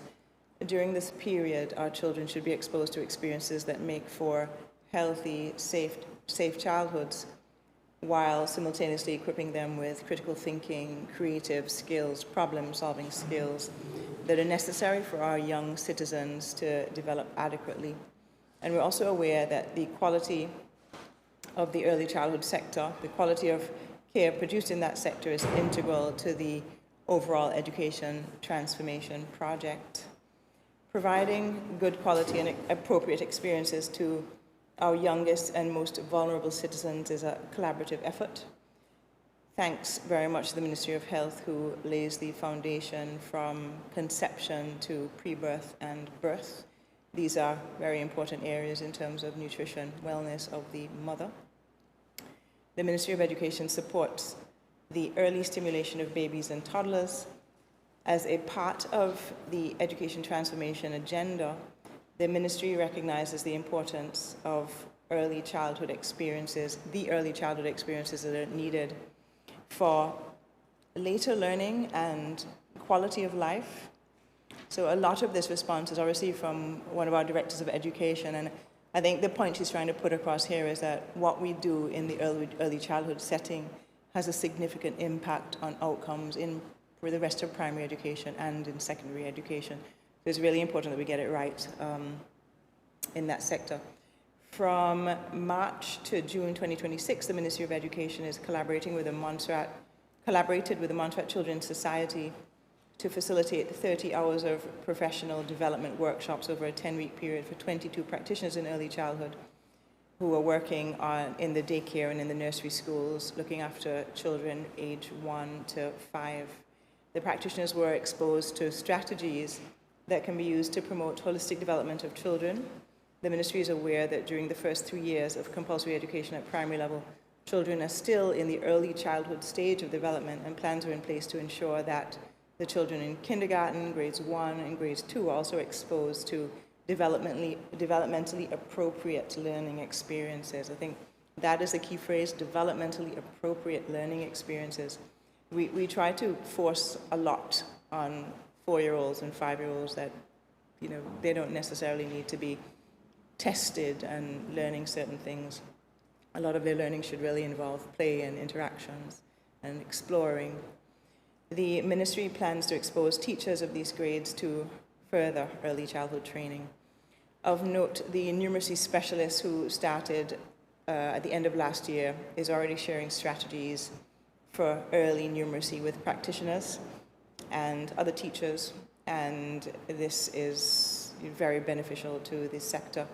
The literacy specialist who's just started is currently preparing to work with the team in the upcoming academic year. So a lot of fact-finding and exploring and understanding what we have going on here is being done at the moment by this specialist. Our own Director of Education, acting, so we have 2 Directors of Education, as you may know. So our own Director of Education, acting, who holds a PhD in early childhood education and a couple of decades of experience in the field, has worked with regional institutions such as University of the West Indies, where she is held in very high regard. She is committed to continuing to work closely with the early primary grades in the upcoming academic year. And it is hoped that as we continue our journey of transformation in the Ministry of Education, that the early childhood sector will receive the uplift required for more training, more CPD, better pay and more fair pay, appropriate allowances and more resources.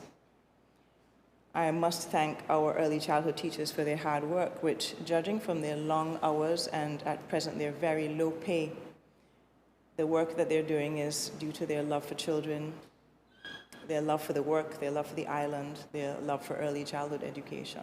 These are a very selfless group of people who continue to be there for the youngest children in our society without many rewards. So we thank them for their incredible and constant contribution to the foundation of education and to the development of Montserrat. I recognize the Honourable Leader of the Opposition. With your permission, Madam Speaker, one supplementary. Yeah, the Honourable Minister, seems like she's reading my mind. She kind of preempt a part of my supplementary. If you go back to B of the answers, we are pretty much aware and need to I want to highlight that the early childhood centers that government owned, that through that process government is providing, of course, a significant subsidy because there's no fees for school per se. My concern here though is for the early childhood daycare centers who are being run by the private persons and for which the parents would have to pay. And secondly, I don't think, you will correct me if I'm not quite on point, but I don't think the public schools take children from below 2 years, but there's some private institutions who do that. What level of subsidy or support is government providing? So obviously, private sector is very valuable, although some of these children are looked after by the government sector. As I said earlier, I don't think it's decided yet what level of support we can provide, but obviously these are essential workers, and with the cost of living going up, the price of gas going up, it is very difficult for the private sector in early childhood to maintain staffing levels and the hours required for looking after these children without a government subsidy. So looking forward to a positive response from our government in terms of support for them. I recognize the Honourable Leader of the Opposition. Madam Speaker, I would like to thank the Honourable Minister of Education for so ably answering, providing comprehensive answers to the questions. With your permission, Madam Speaker, I'd now like to ask some questions to the Honourable Minister of Health. Will the Honourable Minister state the total approved budget and contract sum for the new National Hospital project?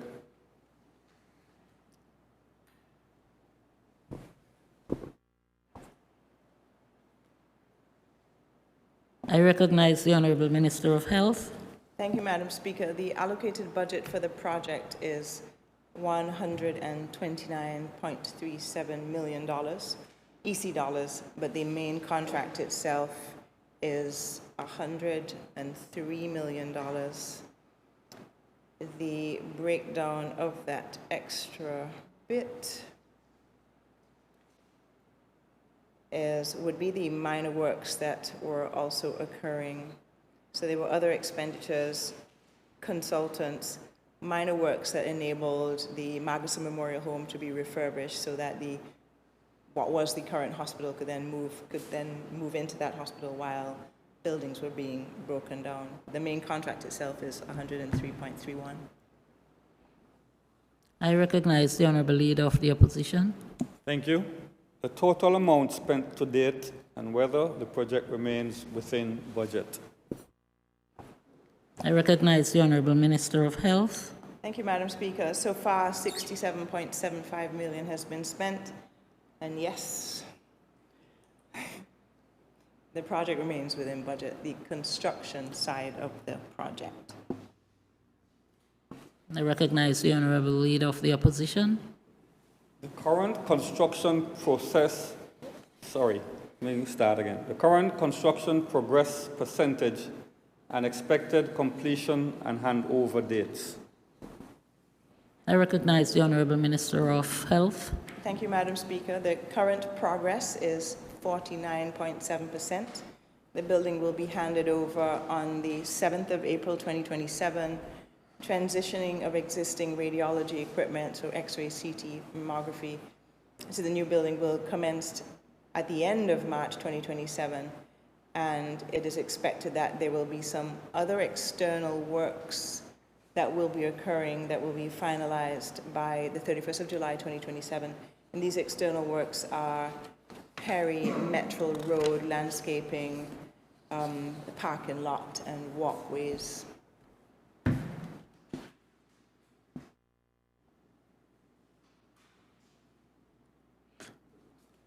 I recognize the Honourable Leader of the Opposition.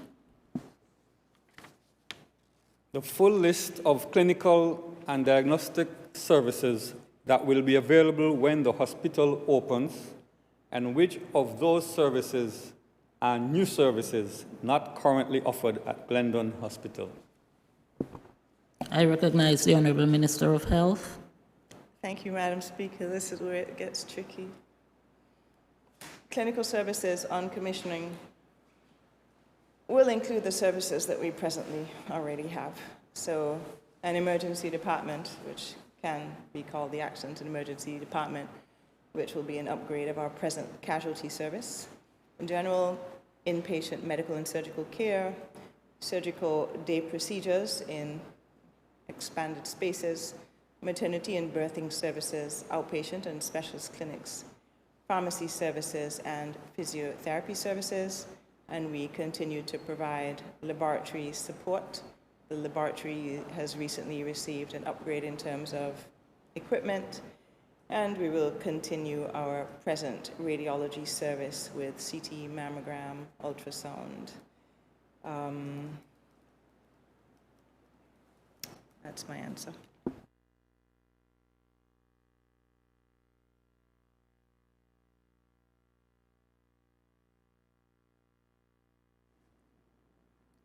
Are you done, Honourable Minister? Sort of, Madam Yes? Speaker. Okay. I can just say a few more lines. The new hospital has been designed to operate as a full 24-hour service model.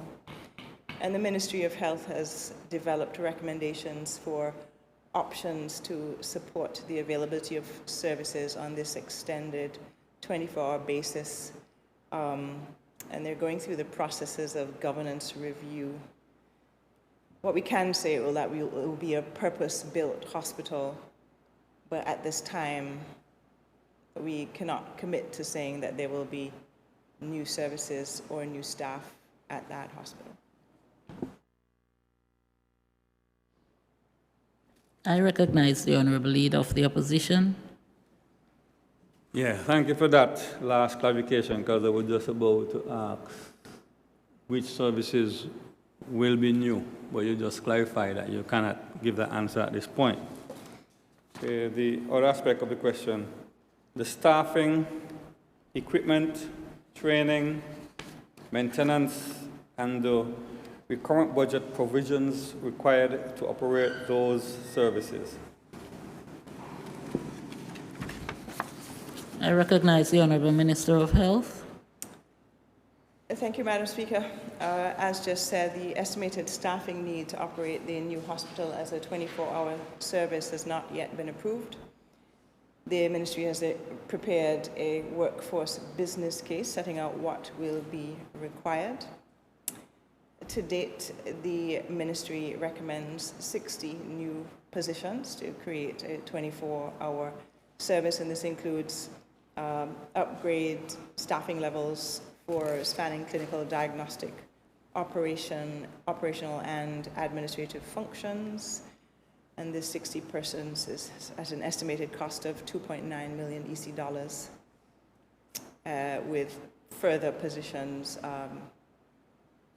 It's intended that later on, 2028, 2029, that there'll be further positions recommended, which sort of really sends a message that at present we're not really operating a 24-hour hospital, and when we do try to, when we insist on it, including myself as an opposition member, it puts a huge strain on the present staffing levels. So an upgrade for that, in terms of that is definitely essential if we're going to operate a proper 24-hour hospital.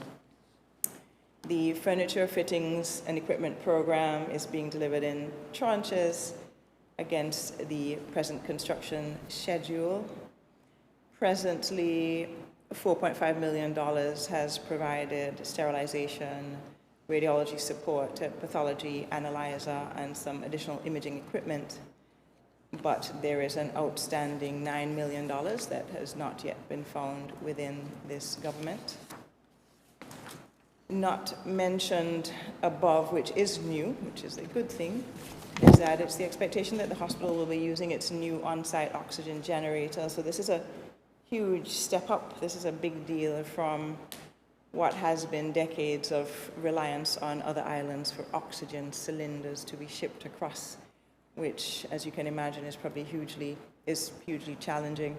In terms of training, there is ongoing training through partnerships with PAHO, OECS, CARFA, UK Health Security Agency, and NHS England. The long-term training needs across all of the programs in the Ministry of Health are generally submitted through Human Resources, and attempts are made to support staff with this training. Maintenance is, again, going to be a big deal, with the lab equipment being moved across, with the radiology equipment being moved across, with the use of the new oxygen generator. There's obviously going to be a need for a higher maintenance provision. Also, presently, the electricity bill of the hospital is paid for by the DMCA. The new hospital is a fully air-conditioned, huge unit. So we must take into consideration the fact that the electricity costs of the new hospital are going to be great, and that's got to be incorporated into recurrent budgets somehow.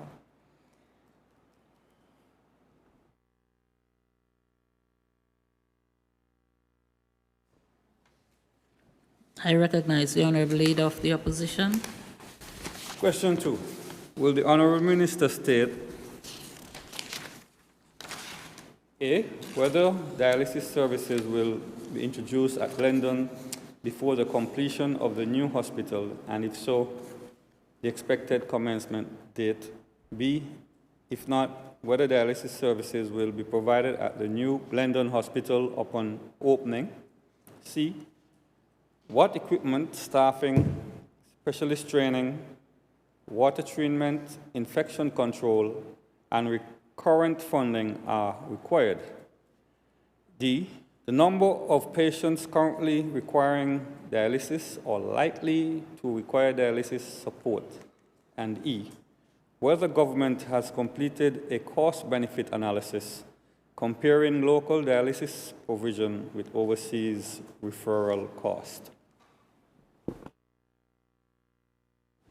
I recognize the Honorable Minister of Health. Thank you, Madam Speaker. The Ministry of Health and Social Services has been working on a dialysis project. No, the members of this Honorable House have been hearing about the project since last year. The details of the project were finalized in October of last year, and the project still awaits funding. It is the hope that this government will be forthcoming with funding for the project at some point soon, or at least as we enter the new hospital. The beauty of the project that we've been working on is that it provides equipment, staff, reagents, everything.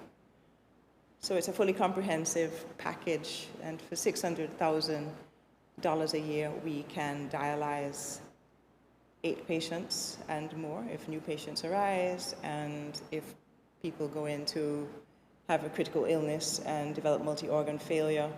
The ministry itself has not estimated the cost of providing dialysis to these 8 patients overseas, but I've looked at it myself. So you're talking about $600,000 on island versus the cost of shipping these 8 patients back and forth to Antigua is going to cost us a couple $1 million if paid for by the government of Montserrat. So it's hugely different. We fairly recently spent $300,000 on one patient who required emergency dialysis overseas. So obviously to have dialysis on island is the most cost-effective option.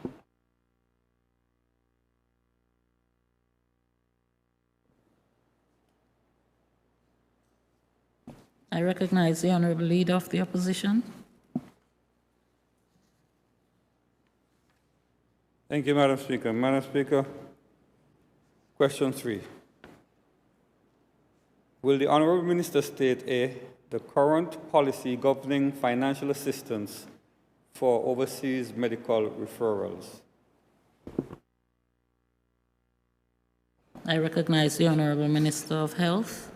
Thank you, Madam Speaker. Can I just briefly preamble sharing the concerns of the Premier in terms of the timing of when we receive the questions? So the responses to questions are to be submitted by the day before Parliament, but they're only given a couple of days before the weekend.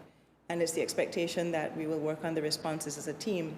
So to get my response incorporated with the team's response provides a challenge. So yesterday was a hugely challenging day in terms of getting the time to merge everything together.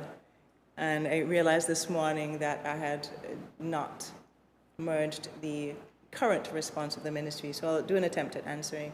So at present, financial assistance for both local care and overseas medical care is administered by the Department of Social Services under the Public Welfare Assistance Program. And this program provides a range of safety net assistance services to the general public, with medical assistance being one of the components of the program. It covers everything to do with medical care. So if the person needs to travel off island and can't afford it, or it is an urgent scenario, then the Ministry of Health covers the cost of the care overseas and the cost of travel off island. But of course, on the return of the patient to the island alive, or even if the person does not return alive, there's still a bill to be paid, which once the person or the relatives are perceived to be able to afford it, this bill is given to them. So it is a giant cost. Medical assistance programs in the government of Montserrat are generally means tested.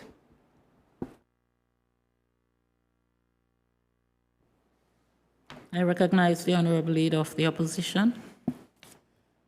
The categories of expenses covered by government due to absence of available services on island, including airfare, ferry accommodation, escort support, treatment cost, and subsistence.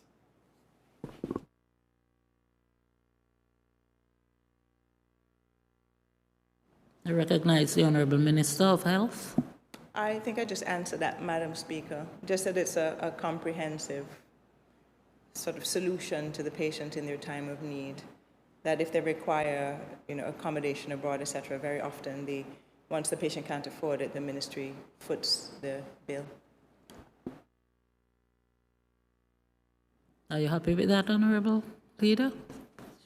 Madam Speaker, I'm mindful that the minister did say she didn't get some questions enough time to pull from the different departments. So I'm happy for her to provide any additional information. But, sorry?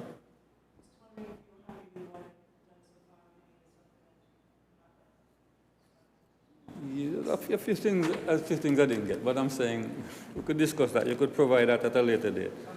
See, the total amount spent on overseas medical assistance in each of the last 3 financial years. I recognize the Honorable Minister of Health. Thank you, Madam Speaker. For the financial year 2023-2024, the total amount spent on overseas referrals was $301,416. 2024-2025, $1,298,000. 2025-2026, $2,323,000, which obviously represents rising costs over the last 3 years. One, the cost of healthcare is going up, but also it's really important where you decide to send your patient. And you've got to take into consideration the cost of the travel. If the place that you're trying to get to is far away, the cost of getting your patient there in a hurry is going to be quite high. I'm not sure if you've asked yet for Part B of that question. In 2023-2024, 102 patients were assisted. 24-25, 93 patients were assisted. 25-26, 85 patients were assisted.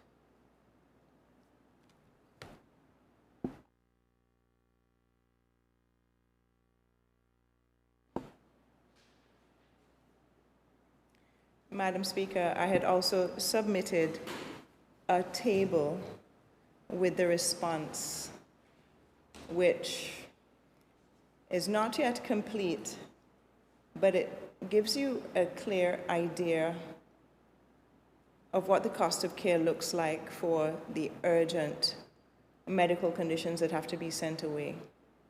So for a patient needing to go to Antigua, it's going to cost, the medevac's going to cost something like $9,000.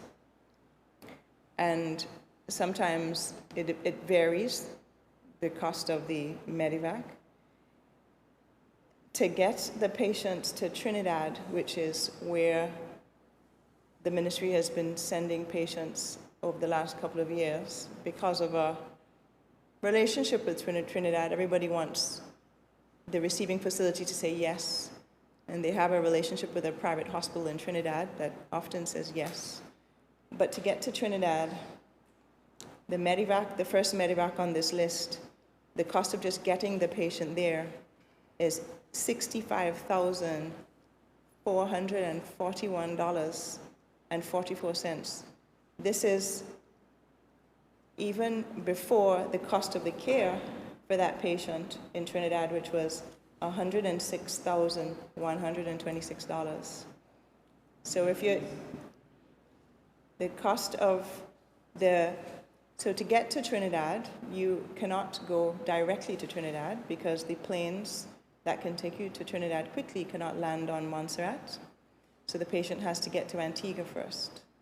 So if we're looking at line 2 on this chart, the patient got to Antigua for $6,566.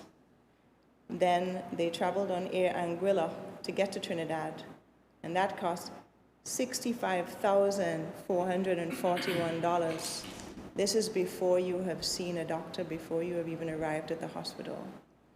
So the concern here obviously is that if we're handing the cost of overseas care back to the patient, or even if it's going to be covered by government, we need to be very careful about where we're sending our patients. Honorable Minister, the Yes, question Madam did Speaker. ask for the total amounts, and you said that the table is incomplete. No, So I said I submitted a table, and I'm trying to explain to the members of the opposition what was submitted in this table. There's another patient to Trinidad, Madam Speaker, where the cost of the Medivac from Antigua to Trinidad was $70,000. You've not even seen a doctor yet. There is one patient to Guadeloupe, but the $26,000 reflected in the Medivac cost to Guadeloupe is both the cost of getting the patient there and getting the patient back. So we're going around being told that it's going to cost you $10,000 to get your patient to Guadeloupe in an emergency. So this is really important, where we send our patients in their time of need.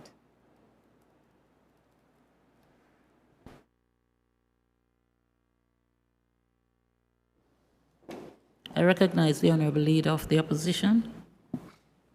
Thank you, Madam Speaker. Honourable Minister, I note D and E, I think you said they're waiting audited results, so that's, if I read that correctly, D and E, you're saying awaiting audit results, so I don't expect an answer now, right? That's it. Correct. I So recognize the Honorable Minister of Health. sorry, Madam Speaker. Thank you, Madam Speaker. So we're working on actually having facts and figures so that the government of Montserrat can make informed decisions. So this information is part of an audit process of Medivac and overseas care, which I think is very relevant at this time. I recognize the Honorable Leader of the Opposition. Yeah, the last part of the question, like us listen carefully so that we don't misinterpret what I'm asking. Whether there is an appeal or review process where assistance is denied, and whether government intends to revise the policy, provide greater certainty and dignity for patients requiring care not available in Montserrat. And Madam Speaker, I did ask a question in the view, and with bearing in mind that there are some persons who do not have insurance coverage, medical insurance coverage. Let's hear the response. I recognize the Honorable Minister of Health. Thank you, Madam Speaker. So the policy, written or non-written, does not refer to an appeals process, but we're working on a better situation for patients, a new policy which will be devised. It's expected that it will have an appeals process. So obviously, to be denied assistance with your healthcare needs it can be awful to patients and relatives. I recognize the Honorable Leader of the Opposition. Madam Speaker, I want to thank you for the opportunity to ask these questions, and I also want to thank the Honourable Minister of Health for her comprehensive answers. And with that, Madam Speaker, I take my seat.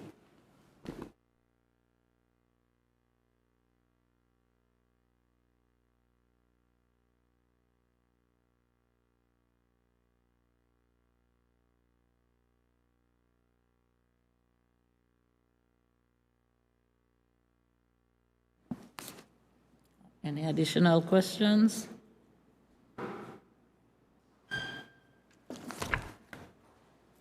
I recognize the Honorable Romeo. Thank you, Madam Speaker. Madam Speaker, my first question is for the Honourable Minister of Build. Would the Honourable Minister of Build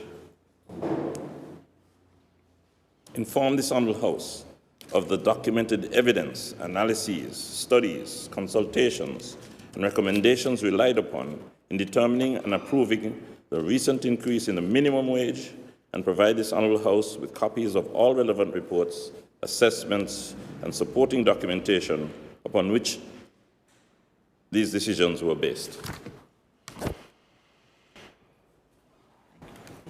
I recognize the Honorable Minister of Build.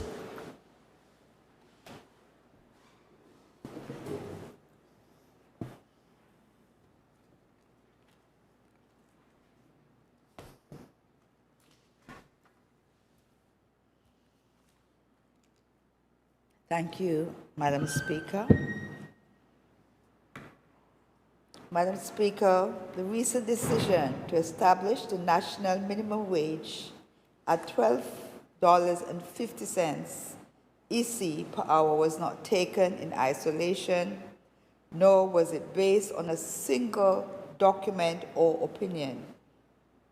It was informed by a body of work developed over several years, including task force work, public consultations, survey data, economic analysis, regional comparisons, Labor Advisory Board consideration, updated statistical information, legal advice, and cabinet review. The legal foundation for the decision is clear.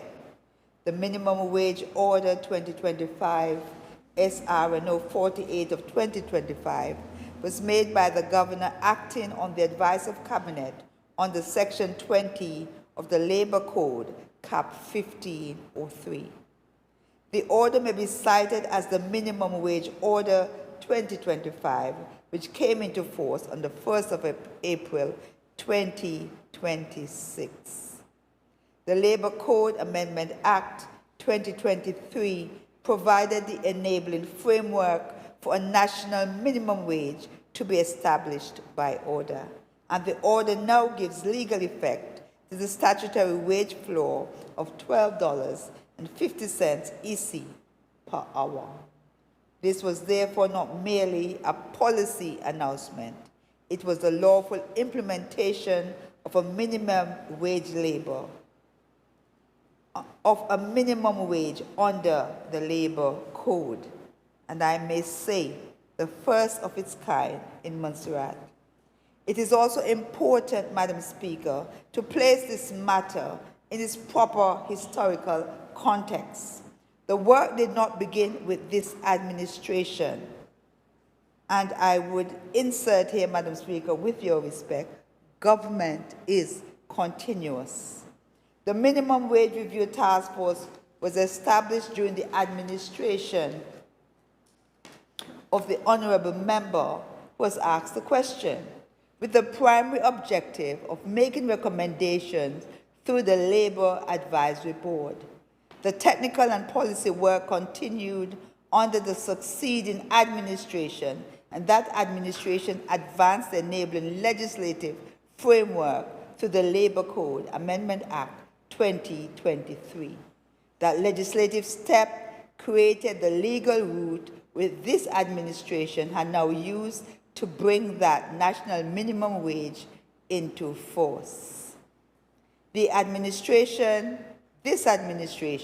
has now taken the further and necessary step of implementation. We exercised decisive judgment on the evidence before us, accepted the recommendations of the Labor Advisory Board, and gave legal effect to a wage floor. Madam Speaker, this is the floor that had been examined for several years but not brought into force. Protecting workers from unduly low pay is a legitimate and necessary function of government, particularly where the evidence shows that a statutory wage floor is needed to guard against exploitation and to promote basic dignity in work. Madam Speaker, we're not ignorant of what poverty and exploitation can do to a society.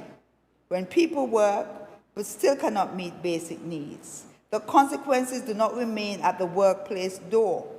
They enter the home, they affect children, they create pressure on families, they increase vulnerability among men, women, and young people. They can feed desperation, social strain, and the very conditions that make communities less safe for employers and employees alike. So yes, this government acted. We acted because a wage floor is not only about dollars and cents, it's about dignity, it's about fairness, it's about reducing exploitation. It's about saying that in Montserrat, honest work must be treated with respect. We are prepared to listen to employers, monitor implementation, and make practical adjustments where necessary. This is designed to protect workers and employers, to strengthen the social fabric of this country, support responsible employers, and reinforce the expectation that fair wages should be matched by fair performance and productivity of workers. The policy process began with the establishment, as I've said, of the Minimum Wage Review Task Force.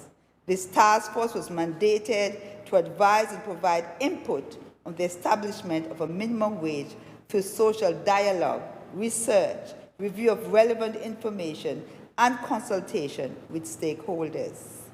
The union was included.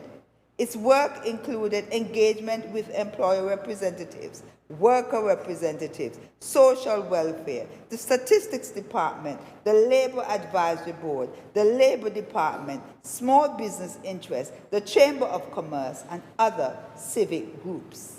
A July 2018 update confirmed that Cabinet had approved the establishment of the task force on the 17th of August 2017, with the primary objective of making recommendations to Cabinet through the Labor Advisory Board. That board, Madam Speaker, is established in law. That update also confirmed that the task force had invited and conducted meetings with representative groupings, held a workshop, participated in live radio programs, collected and validated data, reviewed information from neighboring countries, and consulted with officials from the International Labour Organization, hereafter ILO. The early work identified domestics, laborers, hospitality workers, and shop supermarket assistants as among the targeted areas for consideration. In 2019, the task force and technical officers prepared material examining the possible impact of a proposed minimum wage. This included consideration of welfare wage comparisons, the possible effect on government salary scales, regional comparisons, the number of government-paid personnel likely to be affected at different wage levels, and the possible implications for the private sector. A chief economist draft response also considered the broader economic issues, including welfare spending, employment effects, wage spillovers, inflation, productivity, and the need to ensure that economic modeling was balanced against the realities of Montserrat's labor market. In 2022, the Department of Labor conducted a public survey with the statistical tables prepared by Montserrat Statistics Department. The survey received 393 responses. The results showed strong public support for the establishment of a national minimum wage. Of those respondents, 266 strongly agreed, and 95 agreed that Montserrat should set a minimum wage. The same survey also showed that $12.50 per hour was the rate most frequently selected by respondents, with a further significant number supporting $12 per hour. Taken together, the survey results indicated broad public support for a minimum wage in the $12 to $12.50 range. In 2023, a recommendation paper was prepared under the title Recommendations for Setting a Minimum Wage in Montserrat, an analysis of demographics and public opinion. That paper considered the survey data, demographic information, public opinion, the chief economist's analysis, and the earlier task force material. It concluded that $12.50 per hour represented an appropriate balance between the public support for a stronger wage floor and the need to proceed in a manner that remained mindful of economic conditions and business sustainability. This paper also recommended that the minimum wage be subject to regular review and adjustments. The Labor Advisory Board then considered the available evidence, including the minimum wage review task force findings, the 2022 survey, and the economic assessments. The board recommended that the minimum wage be set at $12.50 per hour. That recommendation was therefore not made lightly, nor was it made without the benefit of the task force work, survey findings, economic consideration, and stakeholder input that had accumulated over the years. In preparing the final cabinet submission, the ministry also considered updated information from the Statistics Department, including the 2023 population and housing census and July 2025 labor market and earnings information. That updated data assisted in identifying the sectors most likely to be affected, including accommodation and food service, agriculture, retail, and wholesale trade, and domestic work. Cabinet was also advised of the public sector fiscal implications, including the need to adjust the lowest public service pay point of $12.50 per hour, which was adopted. Cabinet considered two main options. The first was the $12.50 per hour, which reflected the recommendation of the Labor Advisory Board, the public survey results, and the broader evidence base. The second was $12.25 per hour, which would have reduced the immediate impact on the public sector's salary structure. Cabinet approved $12.50 per hour because it provided a more meaningful wage floor for low-income workers while remaining moderate when compared with regional benchmarks and the available economic information at the time. Madam Speaker, the government is under no illusion that $12.50 per hour resolves almost every issue facing families, but it is a meaningful and long overdue step in the right direction if it were possible to raise the minimum wage higher without creating unacceptable risks to employment, business sustainability, or wider economic stability. This government would have done so. No worker in Montserrat should be exploited or left unable to live with dignity from honest work or to retire, if I may add, Madam Speaker. The question for responsible government is not whether workers should be protected. There must be. The question is how to set a wage floor that improves that protection while remaining capable of implementation, compliance, and enforcement in the present economic circumstances. Madam Speaker, protecting workers is not the enemy of business. Exploitation is. A race to the bottom in wages does not build a strong economy. It weakens families, reduces purchasing power, affects morale, and places unfair pressure on responsible employers who are already doing the right thing. A statutory minimum wage helps level the playing field. It says to every employer and worker, compete on service, productivity, quality, and innovation. This approach is consistent with the International Labour Organization minimum wage framework. The ILO recognizes that the purpose of minimum wage is to protect workers against unduly low pay and to support a fair share of the benefits of economic progress. At the time, the ILO framework requires balance. It calls for minimum wage setting to take account of the needs of workers and their families, as well as economic factors such as productivity, employment, economic development, and the sustainability of enterprises or businesses. That is the balance that the government has sought to strike. We have acted to protect workers from exploitation and unduly low pay, but we have also proceeded on the basis of evidence, consultation, regional comparisons, economic analysis, Labor Advisory Board consideration, cabinet review, and ongoing implementation monitoring. We are protecting workers, but we are also engaging employers, supporting compliance and performance, and ensuring that the policy strengthens rather than weakens the labor market. It is also fair to acknowledge that implementation requires monitoring.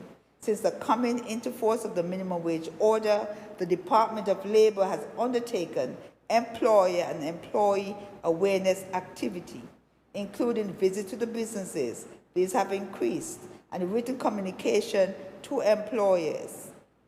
The early feedback has been mixed, as one would expect with a major labor market adjustments, and this we would share.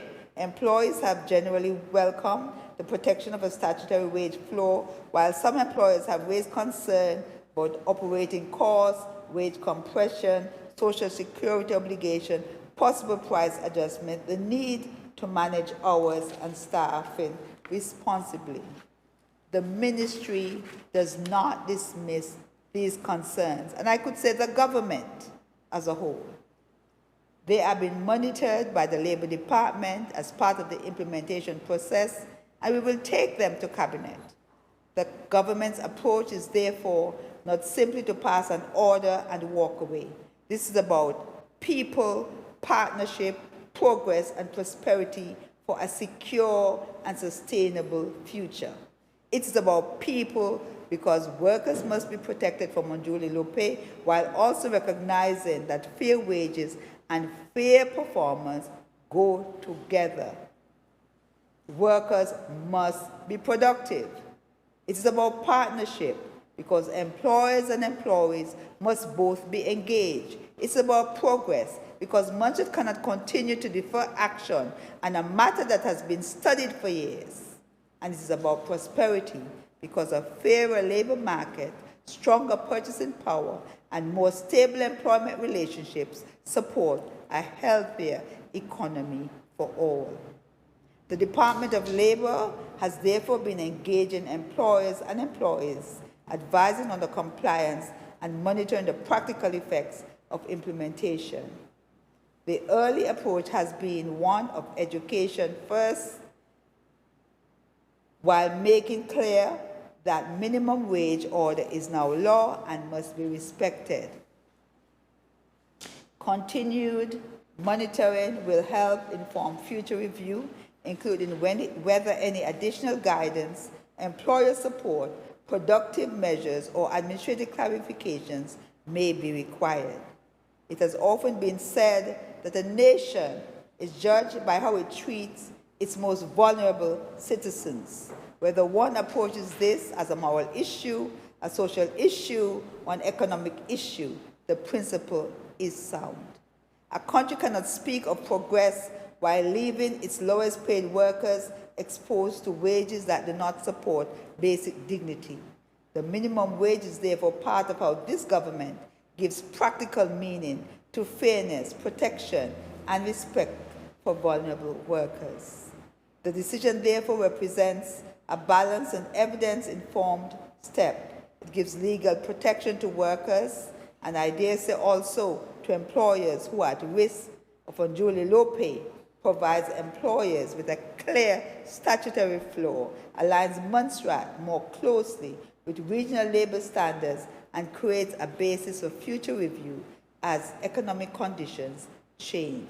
Madam Speaker, the supporting documents relied upon include the 2017 Terms of Reference for the Minimum Wage Review Task Force, July 2018 update on minimum wage, 2018 presentation on the potential impacts of the proposed minimum wage, 2019 minimum wage task force response to the governor's query on the proposed adjustment formula, Chief Economist draft response on the establishment of a minimum wage, 2019 minimum wage task force review report for submission to Cabinet, minimum wage survey 2022 tables prepared by the Statistics Department, and 2023 recommendations for setting a minimum wage in Montserrat. Madam Speaker, the minimum wage order 2025, SRNO 48 of 25, is already before the public and available to this Honorable House as a statutory instrument. The Cabinet memorandum itself is a Cabinet document and will be treated in accordance with the established rules governing Cabinet confidentiality.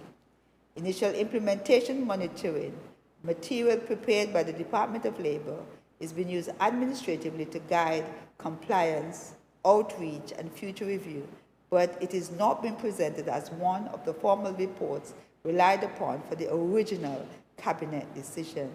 Copies of the relevant non-Cabinet supporting reports, assessments, and documents will be provided in accordance with the request and subject to any applicable restrictions on official records. Thank you, Madam Speaker. And Madam Speaker, I have the relevant documents physically as well. You'll share with us. Can they be shared now? I recognize the Honorable Romeo. Give the Sergeant at Arms and he will. I recognize the Honorable Romeo. Thank you, Madam Speaker. A supplemental, if you don't mind, Madam Speaker. Given that the present minimum wage would have been based on evidence that reflects our present 2026 economic circumstances, I didn't hear whether this was mentioned, was the 2020 Deputy Governor's minimum wage of $2,485 considered as a part of the evidence? Yeah, living wage. People work for a living. So the question is, let me repeat, given the present minimum wage was established in light of evidence of the present 2026 economic circumstance, was the 2020 Deputy Governor's living wage considered, 2020, considered in the process of determining the 2026 minimum wage? I recognize the Honorable Minister of Labour. Madam Speaker, as I outlined in the presentation, government considered all the factors, and that would have included the living wage, Madam Speaker, which is different to the minimum wage. And so, Madam Speaker, when government also decided to change the salary scale to ensure that no one was below the minimum wage, the governor, the deputy governor, is a critical player in that, Madam Speaker, and therefore that would have been considered.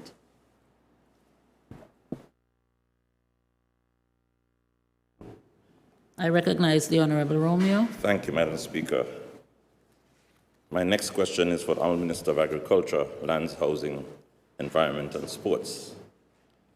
Can the Honourable Minister tell this Honourable House how many government-owned and government-built houses are past their given lifespan?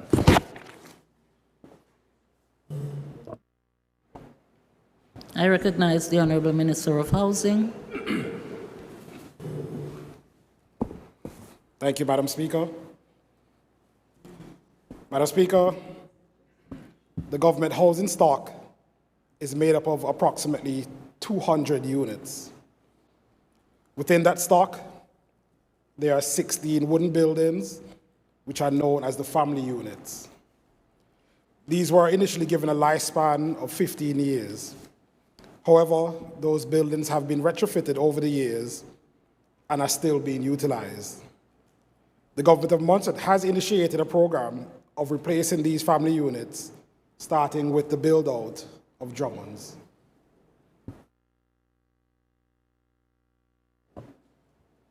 I recognize the Honorable Romeo. A supplemental, please. Does this figure include the many houses in Davy Hill that were built by Brown and Root? And also, does it include the many houses in Lookout that were built by Brown and Root? I think it's 50 duplexes, 100 units in Lookout, and originally 50 in Davy Hill, some were rebuilt, so I'm sure there are at least 25 or more there still. Does this include those? I recognize the Honorable Minister of Housing. To my knowledge, Madam Speaker, it does include that, but I can always verify and report back to the House on the exact breakdown of the 200 units. I recognize the Honorable Romeo.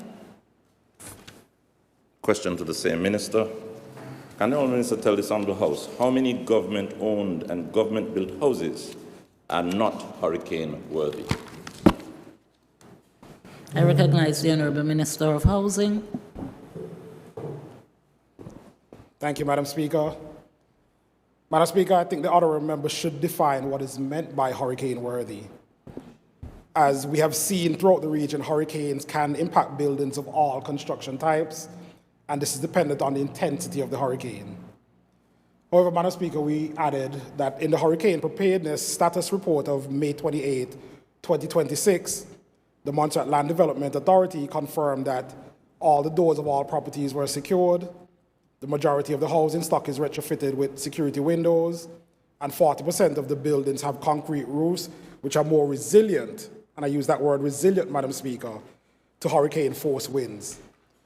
The drains have been cleared, Madam Speaker, and they are all draining freely, and the requisite mitigations are in place for 10 properties situated below the road level, where we have realized that some flooding may be possible.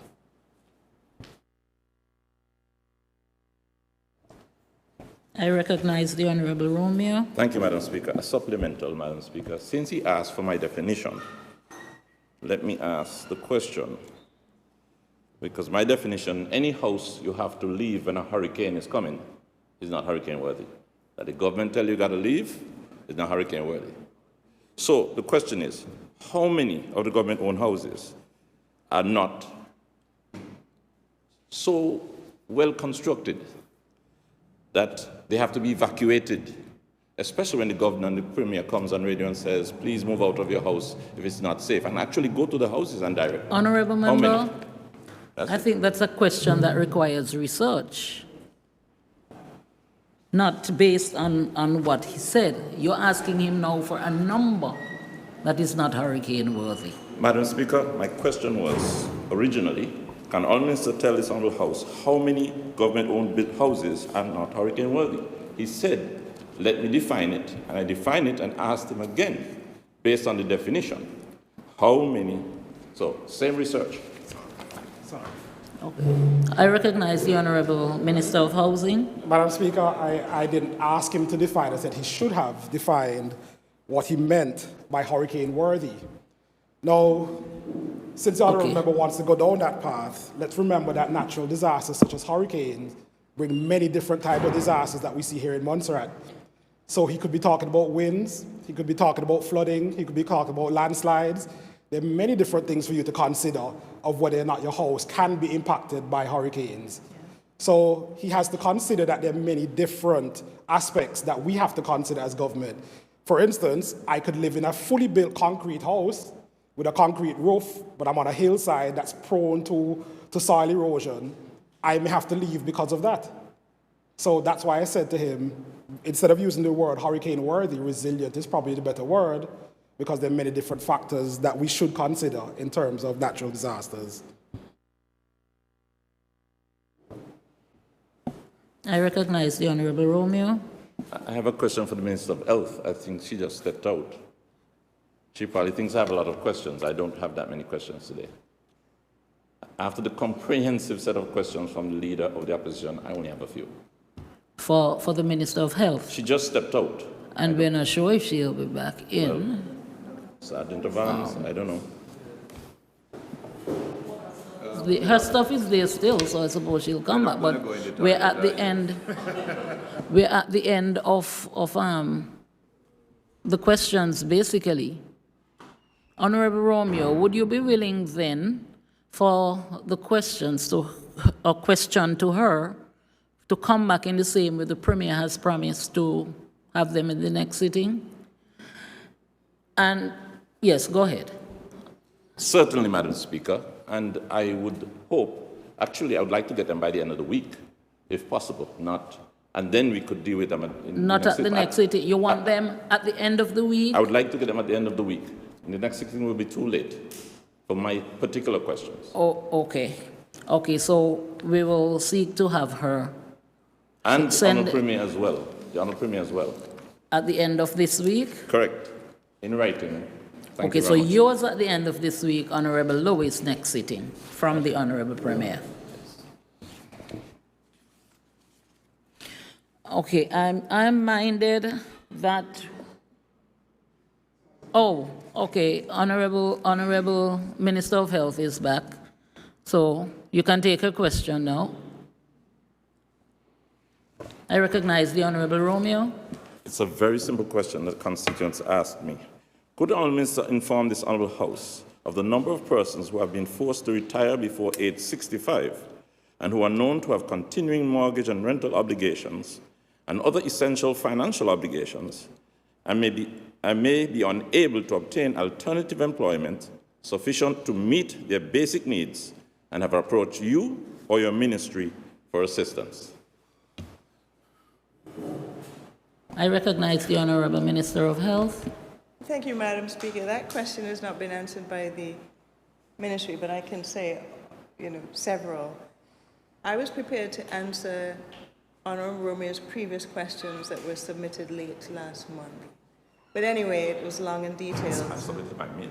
There were some questions that were submitted at a parliament that were not answered at that parliament. So Madam Speaker insisted that I come up with responses, which I did.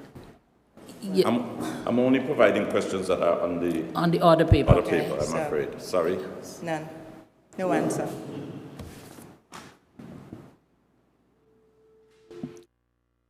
Okay. I was about to say that I'm minded to ask for a suspension of the House until tomorrow morning for this sitting. No. The reason being, we have the Youth Parliament session this afternoon at 2 o'clock. And some of the youth parliamentarians, they are young workers and they may not get the time again. So because they have gotten the time already today, we want to continue with it as planned. So can we suspend until another time? We could agree, if not tomorrow, we can agree some other time. I recognize the Honorable Premier.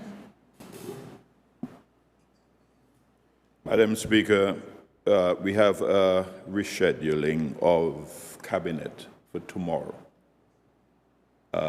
I'm traveling on Wednesday afternoon.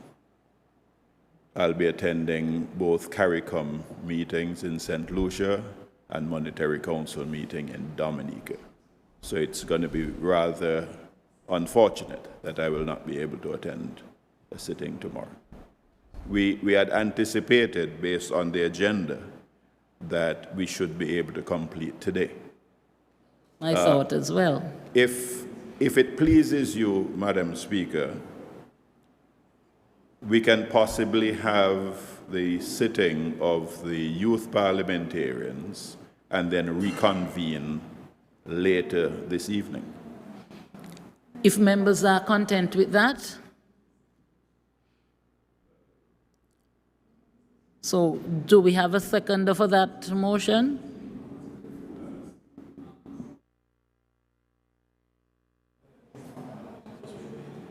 I recognize the Honorable Leader of the Opposition.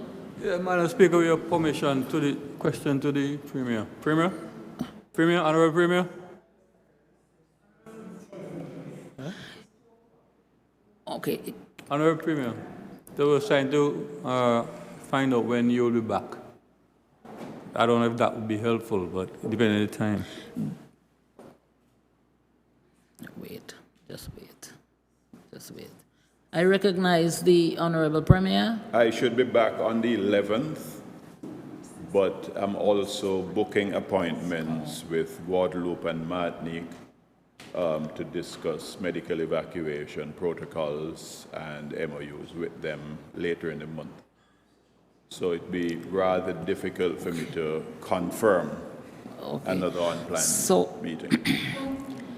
Can we Madam ask Speaker, for a recess then and discuss this off air, please?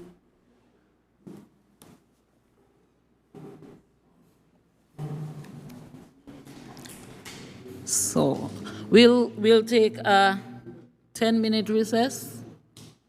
We'll take a 10-minute recess. Yes, please. Yes, so we'll take a 10-minute recess and come back. Pardon?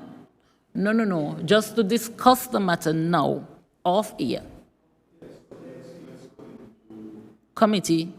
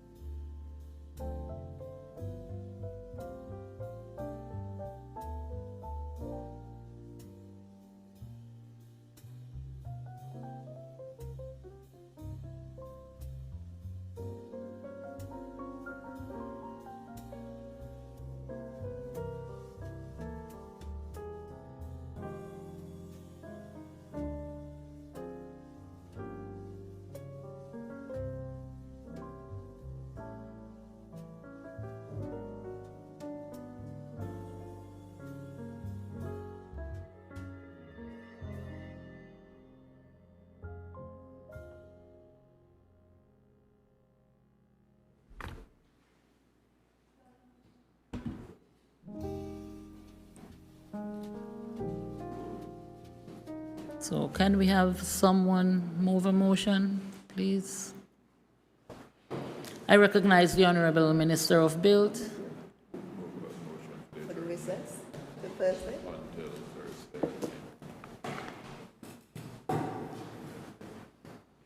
Madam Speaker, if it pleases you, I rise to move a motion for the adjournment of this Honorable House to Thursday at 9 a.m.